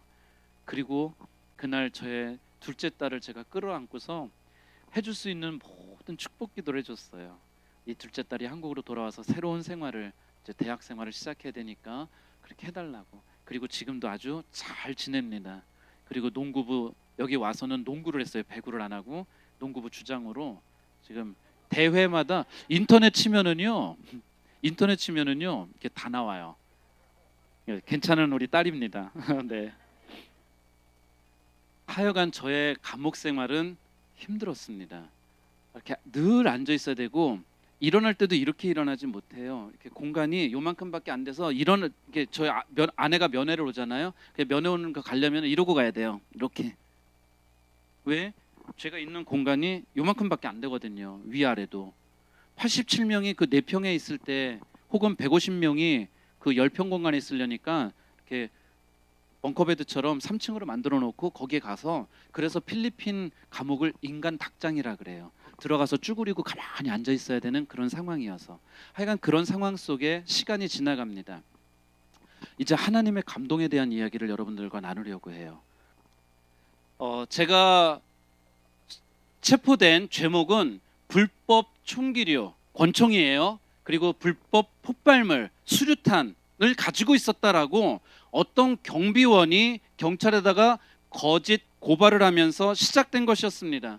여러분, 목사요, 선교사인 제가 총이나 수류탄을 갖고 있다는 게 이게 가당키나 한 일입니까? 아니죠. 우리 하나님의 아들이고 하나님의 딸들이라고 하는 우리의 가장 큰 무기는 뭘까요? 그렇습니다. 우리에게 가장 큰 무기는 살아계신 하나님의 말씀인 줄로 믿습니다. 네. 그리고 그 하나님의 말씀이 우리 삶 가운데에 역사하실 수 있도록 간절히 기도할 때 부여잡는 이 손, 이것이 우리의 가장 큰 무기인 줄로 저는 믿습니다. 그런데 이러한 일이 벌어지고 나서 선교사의 수감 소식이 한국으로 전달이 됐어요. 그랬더니 저희 교단에서 전 교단적으로 그리고 초교파적으로 선교사를 위한 기도운동이 일어나기 시작해요. 어떤 분이 저한테 얘기하더라고요. 나중에 이게 제 얘기 아니고 어떤 분이 전달해 준 얘기예요. 한국 기독교 130년 역사에 선교사의 석방을 위해서 초교파적으로 기도운동을 일어나기는 이번이 처음이다. 누가 어디에 구속되었다, 어디에 어떻게 억울하게 지금 잡혀있다, 혹은 북한 이야기 많이 하잖아요. 있다 해도 기도 부탁은 되어도 초교파적인 기도운동이 일어난 적은 없었다는 거예요. 그러면서 그분이, 백영모 선교사님, 당신을 위해서 한국의 초교파적인 장감성 모든 교파, 모든 성도들이 힘 모아 기도하고 있으니 힘내세요. 그러면서 저한테 와서 이야기를 해주시더라고요. 그때에 이런 모든 분들의 기도운동으로 인해서 제가 원치 않았던, 저는 정말 조용하게 사역하는 그런 사역자이고 싶었는데 원치 않던 유명세를 제가 좀 타게 됐어요. 왜냐하면은 저희 아내가 청와대 국민청원을 올리거든요. 안티폴로 감옥에 억울하게 수감되어 있는 남편 선교사를 도와주세요 그러면서 청와대 국민청원을 올려요. 국민청원을 올릴 때만 해도 저희는 그게 그런 건 줄을 모르고 올린 거예요. 20만 명이 거기다 함께 동참해 주어야 이 정부가 대답을 하고 한다는 것을. 20만 명 하면 할 수 있을 것 같은데 여러분, 20만 명 엄청난 인원이에요. 전 국민적인 공분을 사는 일이 아니면 20만 명 안 나와요. 저의 사건 앞에도 몇 개 없었고 제 사건 이후에는 그 정인이 사건처럼 전 국민의 공분을 사는 일이어야 20만 명이 청원을 하는데 저의 더구나 목사잖아요. 선교사잖아요. 그러니 저의 사건으로 인해서 혹이라도 기독교가 욕을 먹지는 않을까? 혹이라도 다른 목사님들에게 해가 되는 건 아닐까? 저희들도 좀 노심초사했습니다. 그런데 한 달이 지나서 국민청원에 20만 명이 넘어서야 되는 그때에 20만 7,600명이 청원을 같이 해주신 거예요. 저는 믿어요. 여러분들이 그때에 함께 국민청원 접속해서 함께 동참해 주셨을 거라 믿습니다. 네, 그래서 여러분들에게 고마운 거예요. 그래서 여러분들에게 이런 고마움의 인사를 할 수 있는 기회를 주신 우리 박 목사님께도 감사하다고 아까 인사했어요. 여러분 고마웠습니다. 여러분들이 청원해 주시고 여러분들이 기도해 주셔서 제가 나올 수 있었습니다. 하여간 제가 체포된 날이 수요일 오후였답니다. 그리고서 목요일, 금요일 여러 사람이 저를 찾아와요. 저를 찾아와서 하는 이야기는 똑같이 이런 이야기입니다. 백성교사님, 당신이 누구보다도 필리핀 잘 알고 있지 않습니까? 필리핀은 뇌물공화국이라고 불리우는 곳입니다. 그러니 선교사님, 집으로 돌아가려면 돈을 써야 됩니다. 돈을. 선교사님, 집으로 돌아가려면은 권력자한테 부탁을 해야 됩니다. 그러니 우리 돈을 쓰고라도 집으로 돌아갑시다. 알아요. 그분들도 저를 안타깝게 여기니까 지금 하나님 얘기를 하는 게 아니라 돈을 써서라도 집으로 돌아가자고, 권력자한테 부탁해서라도 빨리 집으로 돌아가자고 그런 이야기를 저한테 계속하는 거죠. 많은 분들이 저를 찾아와서 하여간 하는 얘기는 오로지 방법은 하나였습니다. 돈 그리고 권력. 어떤 분은 저한테 이런 얘기도 했어요. 자기가 대통령궁의 고위직한테 연락을 해서 도와달라 그랬더니 도와주겠다는 거예요. 그러니 백성교사님 당신만 오케이를 하면은 그분한테 연락해서 집으로 먼저 가고 나중에 인사합시다. 근데 여러분 아셔요? 지금 저한테 찾아와서 말하는 이분들이 생각하는 돈을 쓰세요라고 했을 때 그 돈은 1억, 2억이 아닙니다. 더 많은 돈을 써야 한다는 이야기예요. 제가 집으로 돌아가려면 많은 돈을 쓰고 그리고 빨리 집으로 돌아가자 이런 얘기를 하는 거예요. 저는 그때만 해도 저에게 진짜로 일어난 일이 어떤 것인지 알 수가 없었어요.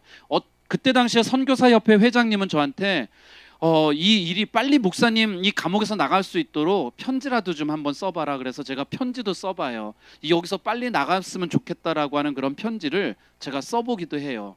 그런데도 어떤 일이 일어날지 알 수 없이 꾸준히 저를 찾아오는 분들 하는 얘기, 선교사님 돈을 쓰세요. 그러면 집에 갈 수 있습니다. 선교사님 권력자한테 부탁합시다. 그럼 집에 갈 수 있어요. 그래서 제가 너무 힘들었어요. 제가 처음에 잡혀가서 말씀드린 것처럼 가만히 옆에 서서 사람들 쳐다보면서 가만히 서가지고 잠을 잘 수도 없는, 잠을 하나도 못 잤어요. 그렇게 3일 동안 시간이 지나면서 저도 드디어 토요일 아침에 결정을 했습니다. 내가 돈을 써서라도 집으로 돌아가야 되겠다. 이렇게 있을 수는 없다. 너무 힘드니까 여기 돈을 써서라도 집으로 돌아가야 되겠다. 제가 토요일 날 아침에 이런 결정을 해요. 그리고 토요일 날 아침에 면회로 온 저의 친구에게 제가 이야기했습니다. 친구야, 내가 죽을 것 같아. 너무 힘들어. 잠도 못 자. 그러니 한국의 아무개한테 연락해서 돈 좀 보내달라고 얘기를 해다오. 내가 그 돈을 꼭 갚겠다고 이야기하고 빨리 돈을 보내달라고 그 친구한테, 한국에 있는 분한테 전화를 해다오. 알았어. 집으로 돌아가면 내가 바로 전화를 할게. 그리고서 친구가 돌아가요. 그리고 저도 다시 저의 자리로 돌아와서 아까 보셨던 것처럼 또 제 자리에 가만히 쭈그리고 앉아서 기도를 시작했어요. 저에게 돈 보내줄 사람을 위해서. 하나님, 지금 제 모습 보시지요? 너무 힘들어요. 먹지도 못하고 잠도 못 자고 저 죽을 것 같아요. 저 한국 집으로 돌아가고 싶어요. 그러니 한국에 이제 제 친구 아무개 목사가 한국의 아무개한테 전화를 할 텐데, 그가 전화를 받을 때 선교사를 안타까워하는 마음으로 돈을 빨리 보내주도록 하나님 그 마음에 감동 좀 해주세요. 그가 돈을 빨리 보내주면 제가 내일이라도 집에 갈 수 있다고 하니 하나님 그 마음에 감동 좀 해주세요 라고 저는 기도를 시작했어요. 근데 그 기도할 때 저의 귀에 제 심장 뛰는 소리가 들리는 거예요. 두근두근 두근두근 두근두근 하면서 제 심장 뛰는 소리가 들려요. 혹 여러분 그런 경험이 있으신가 모르겠어요. 심장 뛰는 소리가 두근두근 두근두근 두근두근 두근두근 계속 굉장히 빨리 제 심장 뛰는 소리가 들리는데 그 속에서 또 다른 소리가 들려요. 너무 미세하고 부드러운 소리. 그래서 제가 잠깐 기도하다가 멈췄어요. 심장 뛰는 소리 속에 또 다른 소리. 그래서 그 소리가 도대체 뭔가 하고 기다렸어요. 찰나예요. 두근두근 두근두근 두근 하면서 뛰는 심장 소리 속에서 그 소리가 커지고 커지고, 그리고 스피커를 마치 제 옆에다가 스피커를 갖다 놓은 것 같이, 그리고 마이크로 저한테 외치는 것 같아요. 뽕 하고 저한테 그 말씀이, 처음에 그 너무 미세하고 들리지도 않던 그 말씀이 큰 소리로 저에게 뽕 하고 들려오는 거예요. 여호와는 나의 목자시니 내게 부족함이 없으리로다. 이럴 때 아멘 하시는 거라니까요. 여호와는 나의 목자시니 내게 부족함이 없으리라. 이 말씀이 저의 귀에 뻥 하고 들려오는 거예요. 저의 귀에만이 아니에요. 저의 귀에 들리는 것 같더니 이제는 제 마음에서, 제 가슴 속에 그 말씀이 울리기 시작하는 거예요. 여호와는 나의 목자시니 내게 부족함이 없으리로다. 제가 이 말씀을 듣고 이 말씀이 제 가슴에 울리기 시작할 때 저의 회개가 터졌어요. 하나님 용서해 주세요. 하나님, 내가 지금 내 인생에 누구를 내 인생의 주인 삼아 살려고 합니까? 하나님, 나를 용서해 주세요. 내가 돈 의지하고 권력자 의지하고 내가 여기서 살아나가려고 합니까? 하나님이 하나님이 내 인생의 주인 되어 주시겠다고 말씀하시는데, 하나님 날 용서해 주세요.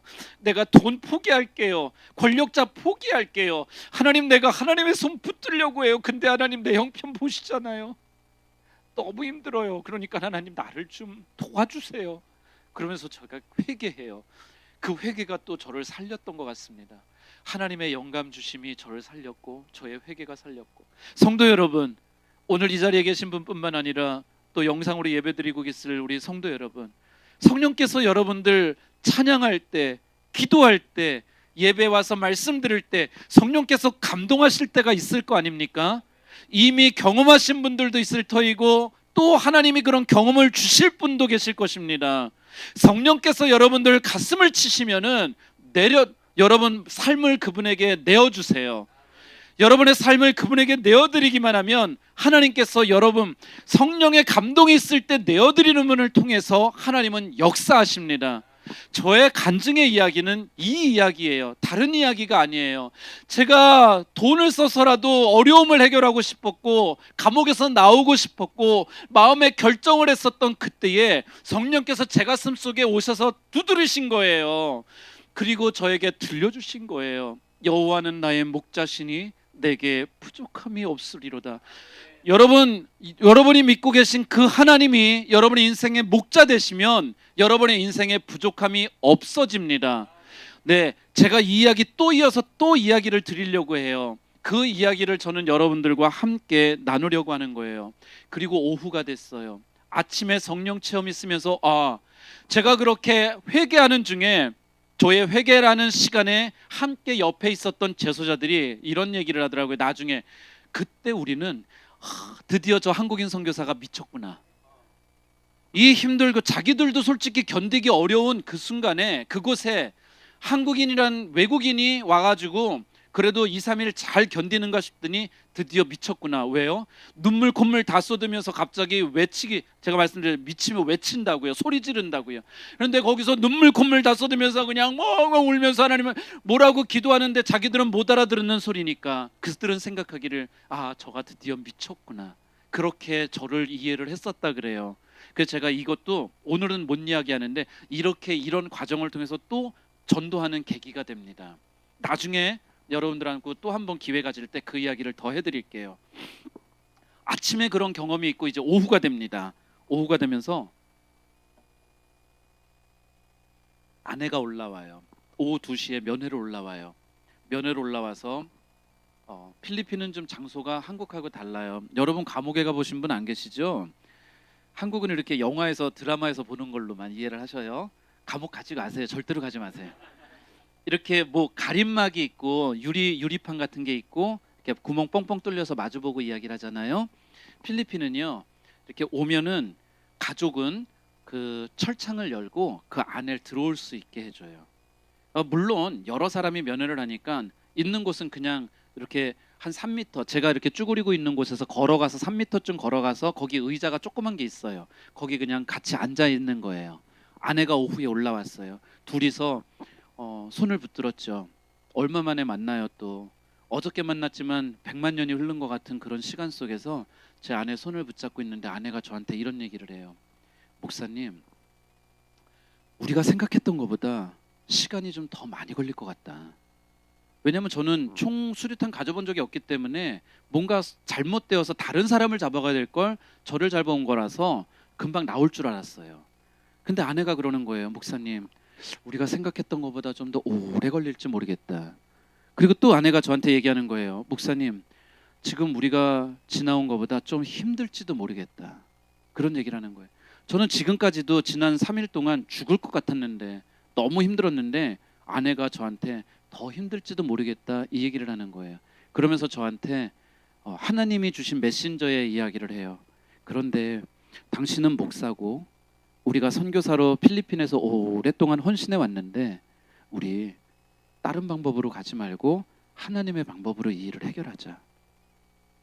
그런 얘기를 하는 거예요. 여러분, 하나님의 응답은 아내를 통해서 옵니다. 오늘 목사님이 제일 크게 아멘 해주시네. 다른데 제가 이 얘기를 했더니 아무도 대답을 안 해주시는 거예요. 이거 근데 정말이에요. 하나님의 응답은 아내를 통해서 옵니다. 특별히 배우자, 꼭 아내만은 아니고요. 아내들에겐 남편을 통해서. 하나님의 응답은 배우자를 통해서. 저에게 하나님의 응답처럼 아내가 그 얘기를 해주는 거예요. 당신이 목사고 우리가 선교사니까 선교사로 헌신해 왔으니 힘들더라도 시간이 걸리더라도 우리 하나님의 방법대로 이 일을 해결해 보자. 그 길을 가자. 저희가 결단을 했어요. 두 손 저희가 아내와 함께 손을 붙들고 정말 눈물 펑펑 쏟으면서 기도했어요. 왜냐하면 제가 믿음으로 결단을 하고 기도는 했는데 만약에 오늘의 이 결단이 잘못되면 수류탄과 관련된 것은 20년형이라는 거예요. 그러니 제 사건이 빨리 해결이 안 되면 감옥에서 20년, 제가 70살 넘어서 나와야 되는 거예요. 저의 인생은 둘째치고 우리 가정은, 그리고 부모님의 장례도, 사랑하는 딸들의 결혼도 볼 수 없는 상황이 저에게 전개되기 때문에 믿음으로 결단을 하면서도 마음의 한쪽에 두려움도 있었고 어려운 마음에 참 힘든 결단을 하는 시간이었기 때문에 저희 부부가 손을 붙들고 그날 아이가 눈물 펑펑 쏟으면서 하나님 앞에 기도했었어요. 그럼에도 불구하고 또 계속해서 사람들은 4개월 동안 저에게 또 아내에게 찾아와서 하는 이야기 하나였습니다. 선교사님, 돈을 쓰세요. 집에 가야 되잖아요. 권력자한테 지금이라도 부탁하세요. 집에 갈 수 있습니다. 사람들은 돈과 권력을 끊임없이 내가 믿음의 결단을 했어도 그 믿음이 아닌 또 다른 방법들을 사람들은 계속 저에게 와서 이야기했습니다. 제가 막상 상상도 못했던 인생의 어려움 가운데 딱 서보니까요, 아주 힘든 일이 있습니다. 여러분들도 아마 그러실 거예요. 정말 힘든 일이 뭐냐면은 살아계신 하나님을 믿음으로 고백하는 거예요. 굉장히 힘들어요. 오늘 저녁처럼 와서 찬양하고 기도하고 같이 말씀 듣는 순간에는 할렐루야. 저도 그랬습니다. 저도 그게 힘들지 않았었어요. 근데 상상도 못했던 그 고통과 고난이 제 인생을 짓누르기 시작하는 그 현실 속에서 살아계신 그 하나님을 내 믿음으로 고백해내는 것, 너는 칼과 창과 단장으로 블라블라블라블라블라 하고 나는 이스라엘의 하나님 만군의 여호와의 이름으로 네게 나아가노라. 살아계신 그 하나님을 내가 믿음으로 고백하고 오늘을 견뎌내는 게 너무너무 힘든 거예요. 그런데 그럼에도 불구하고 그 믿음으로 잘 견뎠더니 오늘 여러분 앞에 서게 된 거예요. 여러분, 혹시 여러분 인생 가운데 내가 상상도 못했던 힘듦, 어려움 때문에 고통스러울 때 그때도 믿음으로 잘 견디세요. 어려움이 찾아오면 생각보다 믿음을 가지고 하나님 앞에 나가는 거 굉장히 힘듭니다. 부탁하고 여러분 축복하는 것은 힘들고 어려운 시절의 인생의 삶 가운데 하나님을 끝까지 고백해내는 그 믿음의 삶 되어지기를 축복합니다. 또 하나는요, 하나님이 약속해 주신 게 있잖아요. 저희 가족에게 내가 네 인생의 목자 되어줄게, 네 인생의 주인 되어줄 테니 따라오너라 해주신 거, 힘듦 속에서요 그 하나님의 약속을 끝까지 신뢰하는 것도 너무 어려운 거예요. 왜냐하면은 아까 말씀드린 것처럼 내가 믿음의 결단을 했어요. 근데 나의 현실은 고통스러운 거예요. 그래서 또 하나님 앞에 믿음의 결단을 하면서 돌이켜봐요. 근데 나의 현실은 지금도 감옥인 거예요. 감옥 안. 그러니 변화되지 않는 내 인생의 이 시간들 때문에 하나님이 주신 그 약속을 신뢰하는 것 너무 어려운 거예요. 근데 사람들은 와서 저한테 계속 얘기해요. 돈만 쓰면 내일이라도 집에 갈 수 있는데 왜 돈을 안 쓰냐? 선교사님, 돈을 써야 된다. 필리핀은 돈 아니면 안 된다. 계속해서 이야기. 그렇게 내일을 약속하는 그 사람들의 이야기는 정말 그럴까? 내가 체험했음에도 불구하고, 그리고 믿음의 결단을 했음에도 불구하고 계속해서 정말 그럴까? 한번 해볼까? 이 마음이 한 마음 한 구석에서 계속 일어나는 거예요. 그들의 약속이 너무 커 보이는 거예요. 내일을 약속해주는 그들. 그런데 결국은 알았죠. 그것도 결국은 모두 거짓말이었다는 것을.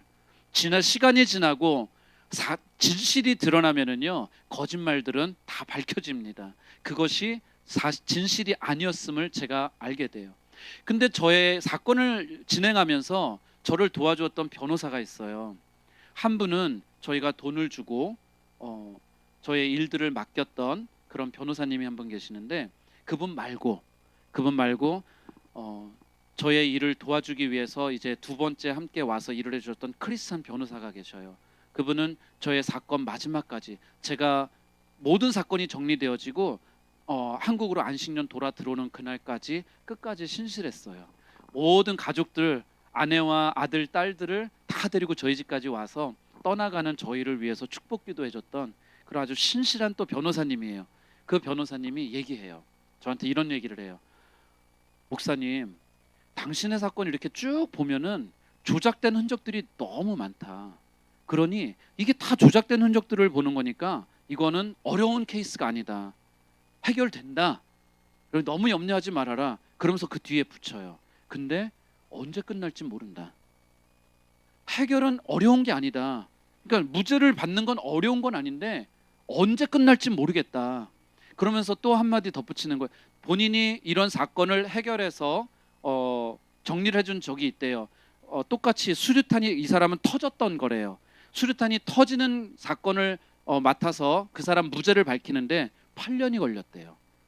그러니 돈을 쓰면 내일이라도 집에 갈 수 있다고 계속 와서 얘기하는 사람들의 이야기에 귀가 커질까요? 8년 지나서 해결을 했다는 해서 이 사람의 귀가 커질까요? 믿음은 이 크리스찬을 따라가야 돼요. 크리스찬 변호사를. 그렇죠? 근데 현실은 자꾸 여기로 가고 싶은 거예요. 여러분들도 그러지 않으시겠어요? 그런 시간들이 있으실 거예요. 그래서 하나님이 주시는 그 신뢰함을 끝까지 믿고 따라가는 것, 이게 정말 힘든 거예요. 신앙생활하면서. 그리고 제가 이제 보석으로 나왔어요. 126일 만에 집에 돌아왔어요. 그때까지도 사람들이 저를 찾아와서 하는 얘기예요. 선교사님, 여권 가지고 있지 않습니까? 원래 저는 제 여권을 형사건이기 때문에 법원에 제출을 해야 돼요. 가석방이기 때문에. 근데 저한테 그거 달란 얘기를 안 하는 거예요. 그러니까 여권을 가지고 있어요. 저를 찾아오는 사람들이 하는 얘기예요. 선교사님, 여권을 가지고 있으니까 선교사님, 필리핀에 그동안 했었던 사역 잊어버려라. 다 포기하고 한국으로 돌아가라. 언제 이 사건이 종결될 줄 알고 그 종결될까지 기다린다 그러는 거냐? 필리핀은 알 수 없어요. 재판이 한 번 이루어지는데도 2년씩 3년 만에 한 번 재판이 벌어지기도 하거든요. 그러니 제가 보석으로는 나왔지만 제 사건이 끝나려면 언제 끝날 줄 알겠느냐는 거예요. 그러니 다 포기하고 돌아가라. 저는 그런 대답을 했어요. 그렇게 얘기하시는 분들에게, 아니요, 나는 그렇게 저를 위해서 기도해주고 저를 위해서 후원해준 교회 앞에 범죄자처럼 도망치듯이 돌아갈 수 없습니다. 시간이 걸리더라도 내가 나의 무죄를 다 밝히고 그리고 떳떳하게 한국으로 돌아가겠습니다. 그리고 2년 7개월을 기다렸어요. 그리고 그 결과 무죄 확정 판결을 받고 그랬기에 여러분 앞에 이렇게 제가 설 수 있는 거예요. 할렐루야. 이때 말씀 나오나요?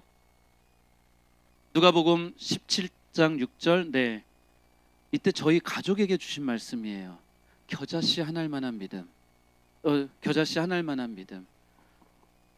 저는 잘못하지 않았어요. 그리고 다 알아요. 저의 가족도 알고 이제는 주변 모두가 알게 됐어요. 사건의 진실을 알게 됐어요.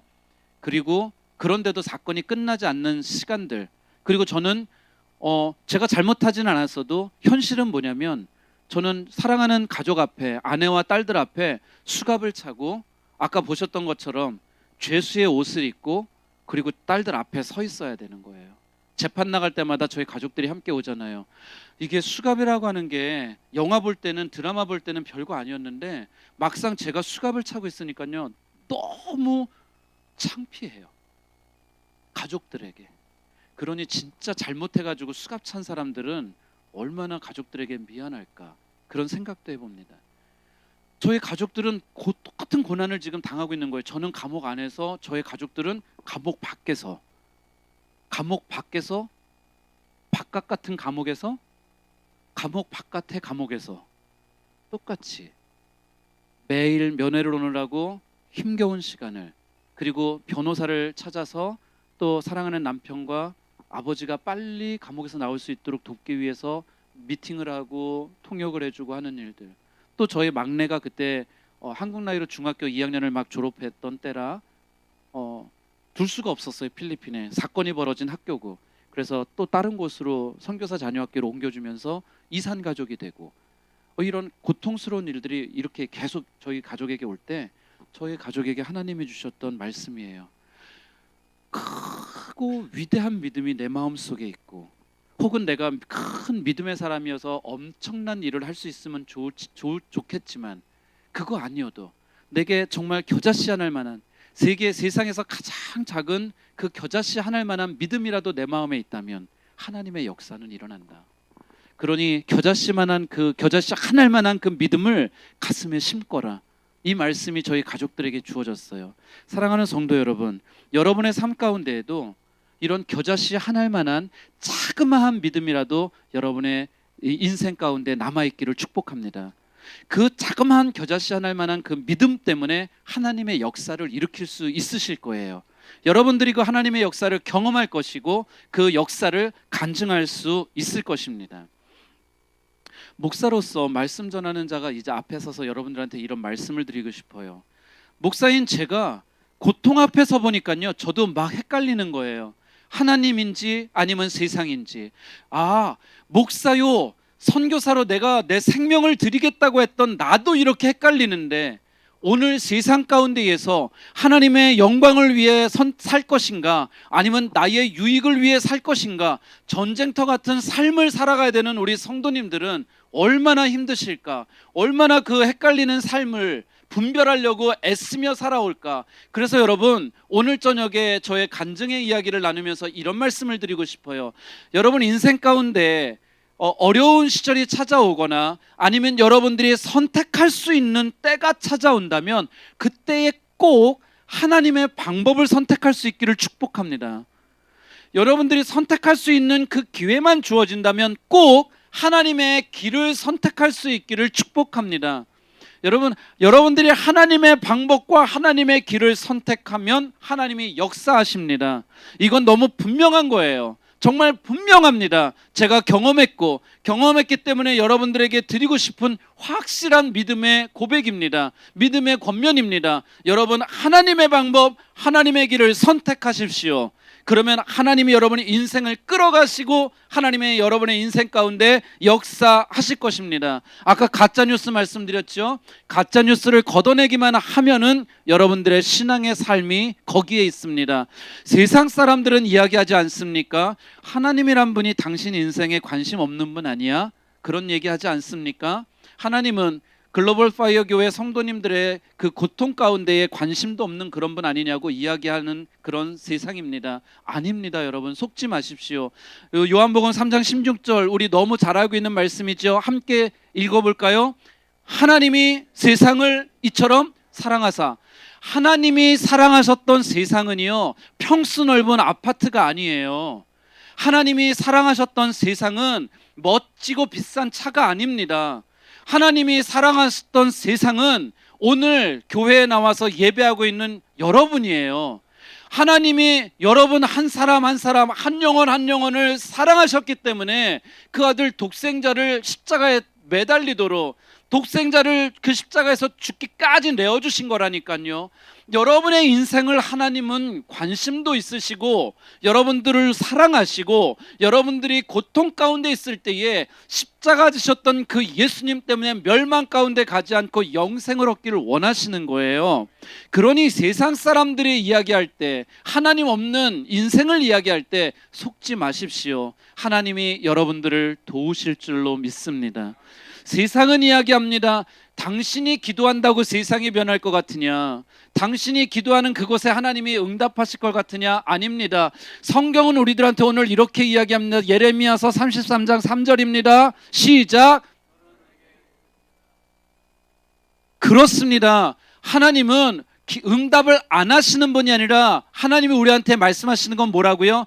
기도해라. 나의 사랑하는 아들아 딸아, 나에게 기도해라.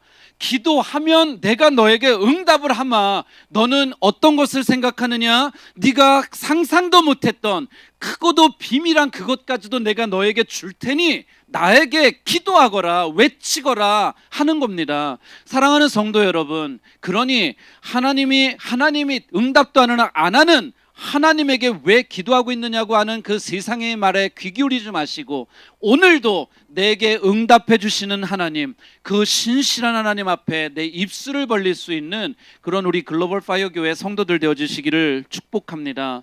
또 세상은 말합니다. 왜 하나님 아니면 안 되느냐고. 여러분, 우리는 21세기를 살아가잖아요. 그러니 세상은 이야기합니다. 오늘 다양한 이 다양성, 이러한 방법도 써보고 저런 방법도 써보고 또 다른 방법도 써보고 여러 가지 방법을 사용하다 보면 거기에 당신이 원하는 게 나올 거 아니냐. 그럼 그것도 하나님이 허락하신 거 그거일 거 아니냐. 아닙니다, 여러분. 시편 37편 5절은 우리에게 이렇게 이야기합니다. 시작. 내 길을 여호와께 맡기라. 아멘. 하나님을 의지하고 내 삶을 하나님 앞에 맡겨놓기만 하면 이 방법 저 방법 갈 필요도 없습니다. 이 방법 저 방법 가려면 시간이 들고 돈이 들고 에너지가 소모가 돼요. 그래요, 여러분. 그런데 하나님을 선택하면 하나님께서 그 모든 것들을 가장 좋은 방법으로, 가장 빠른 방법으로 해결해 주십니다. 내가 내 길을 선택하면 나는 내 인생을 살게 돼요. 내 인생. 그런데 내가 하나님을 선택하고 하나님의 방법을 선택하면 하나님이 내 주변의 사람들을 바꾸십니다. 내 주변의 환경을 바꾸셔요. 그리고 내가 하나님의 방법대로 살아갈 수 있도록 도와주시는 거예요. 그러니 하나님 말고 이것저것 다 해보고 그리고 나서 가장 좋은 것을 선택하라는 이런 세상의 이야기에 귀 기울이지 마세요. 거기에 해답이 없습니다. 하나님을 붙들 때, 하나님만 바라보고 하나님 앞에 나아갈 때 우리 인생의 문제들도 다 응답되어질 줄로 믿습니다. 이번에 저와 저의 경험치를 같이 넘어왔던 필리핀의 크리스찬들이 있습니다. 이들은 부유한 크리스찬들이에요. 많이 배웠고 가진 것도 많고 권력도 있어요. 이러한 크리스찬들이 이러한 이야기를 해요. 백용모 선교사의 일은, 이번 사건은 하나님의 도우심, 하나님의 역사를 제외하면 아무것도 설명할 방법이 없다. 선교사가 돈과 권력이 아니라 하나님을 선택했던 그것이 하나님의 은혜였다. 한국에 와서도 저를 위해 기도해 주셨던 많은 성도님들이 하나님, 살아계신 하나님, 역사하신 하나님을 고백하는 것처럼 오늘 필리핀에서도 많은 크리스찬들이 저의 사건 속에 역사하셨던 하나님, 모든 것들을 다 끌어오시고 도우셨던 그 하나님의 이름을 고백합니다. 그리고 그 하나님의 이름을 높여드리는 거예요. 그리고 또 다른 사람들은 이런 이야기도 합니다. 백용모 선교사를 통해서 한국인 선교사를 다시 보게 되었다. 그러니 선교사의 사건을 통해서 하나님의 손길을 붙들고 그와 함께 가려고 했던 그 경험, 그것이 살아계신 하나님의 이름을 드러낼 수 있던 기회가 되었던 거예요. 사랑하는 성도 여러분, 그러니 꼭 여러분의 인생 가운데 하나님을 선택할 수 있기를 축복합니다. 이제 제가 마무리를 지어야 돼. 제가 이렇게 저녁에 오랫동안 말씀을 전할지 몰랐어요. 벌써 10시가 넘어버려서 제가 한 30-40분이면 되겠거니 했는데 오랜 시간이 지났지만 이제 말씀을 마무리를 해야 돼요. 사랑하는 성도 여러분, 다윗은요 자기에게 아주 익숙했던 물맷돌을 주워듭니다. 전쟁을 위해서 왕의 갑옷과 왕의 칼을 버리고 자기에게 익숙한 것을 주워들어요. 그리고 전쟁에서 승리합니다. 오늘 글로벌 파이어 교회 성도 여러분, 남의 신앙 쫓아가는 내 신앙이 아니라 나에게 익숙한 내 신앙의 물맷돌을 꼭 찾으시기를 축복합니다. 그래서 나에게 익숙한 그것으로 헌신함으로 하나님 앞에 나아갈 수 있기를 축복합니다. 그런 멋진 신앙인들 되세요. 다윗이 돌을 던질 때에 너는 칼과 창과 단창을 가지고 내게 나아가니와 나는 이스라엘 만군의 여호와 이스라엘의 군대의 하나님의 이름으로 네게 나아가노라, 이렇게 믿음을 던졌던 것처럼 여러분들도 삶을 살아가는 동안에 하나님을 향한 내 믿음의 신앙 고백 다 있으시잖아요. 없으면 이 밤에 찾으시고 고백하세요. 예수는 그리스도, 이걸 찾으시면 돼요.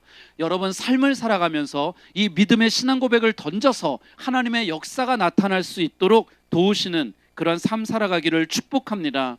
하나님을 향한 고백을 가질 때 때때로 우리 인생이 고통스러울 때에도, 때때로는 내가 알지 못하는 그 어려움이 내 삶을 우겨쌀 때에도 상관없어요. 왜? 하나님이 도우시거든요. 하나님이 역사하시거든요. 그러니 오늘 이 저녁에 저의 간증과 말씀을 함께 듣는 우리 성도 여러분, 내 믿음의 고백으로 하나님 앞에 나아갈 수 있기를 축복합니다. 그래서 하나님의 살아계심을 여러분을 통해서 드러낼 수 있기를 축복합니다. 제가 들어오자마자 그 뭐죠?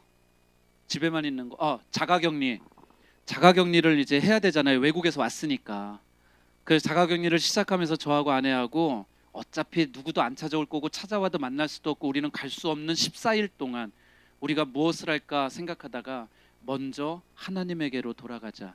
그래서 성경을 읽기를 시작했어요. 성경 통독을 그래서 11일 만에 성경 통독을 저와 아내가 마치면서 하나님에게 또 저에게 주신 은혜가 있었어요. 그리고 기대예요. 이거는 하나님께서 이루실 기대. 뭐냐면 오늘 우리가 믿음의 삶을 살아가는데 코로나 때문에 어렵고 힘들다고 하는 이때에, 우리가 코로나 시대가 마무리되어지는 그때에는 모두가 힘들다는 그것을 넘어서서 하나님께서 우리의 믿음의 삶을 더 부유하게 하실 것 같다. 그런 기대입니다.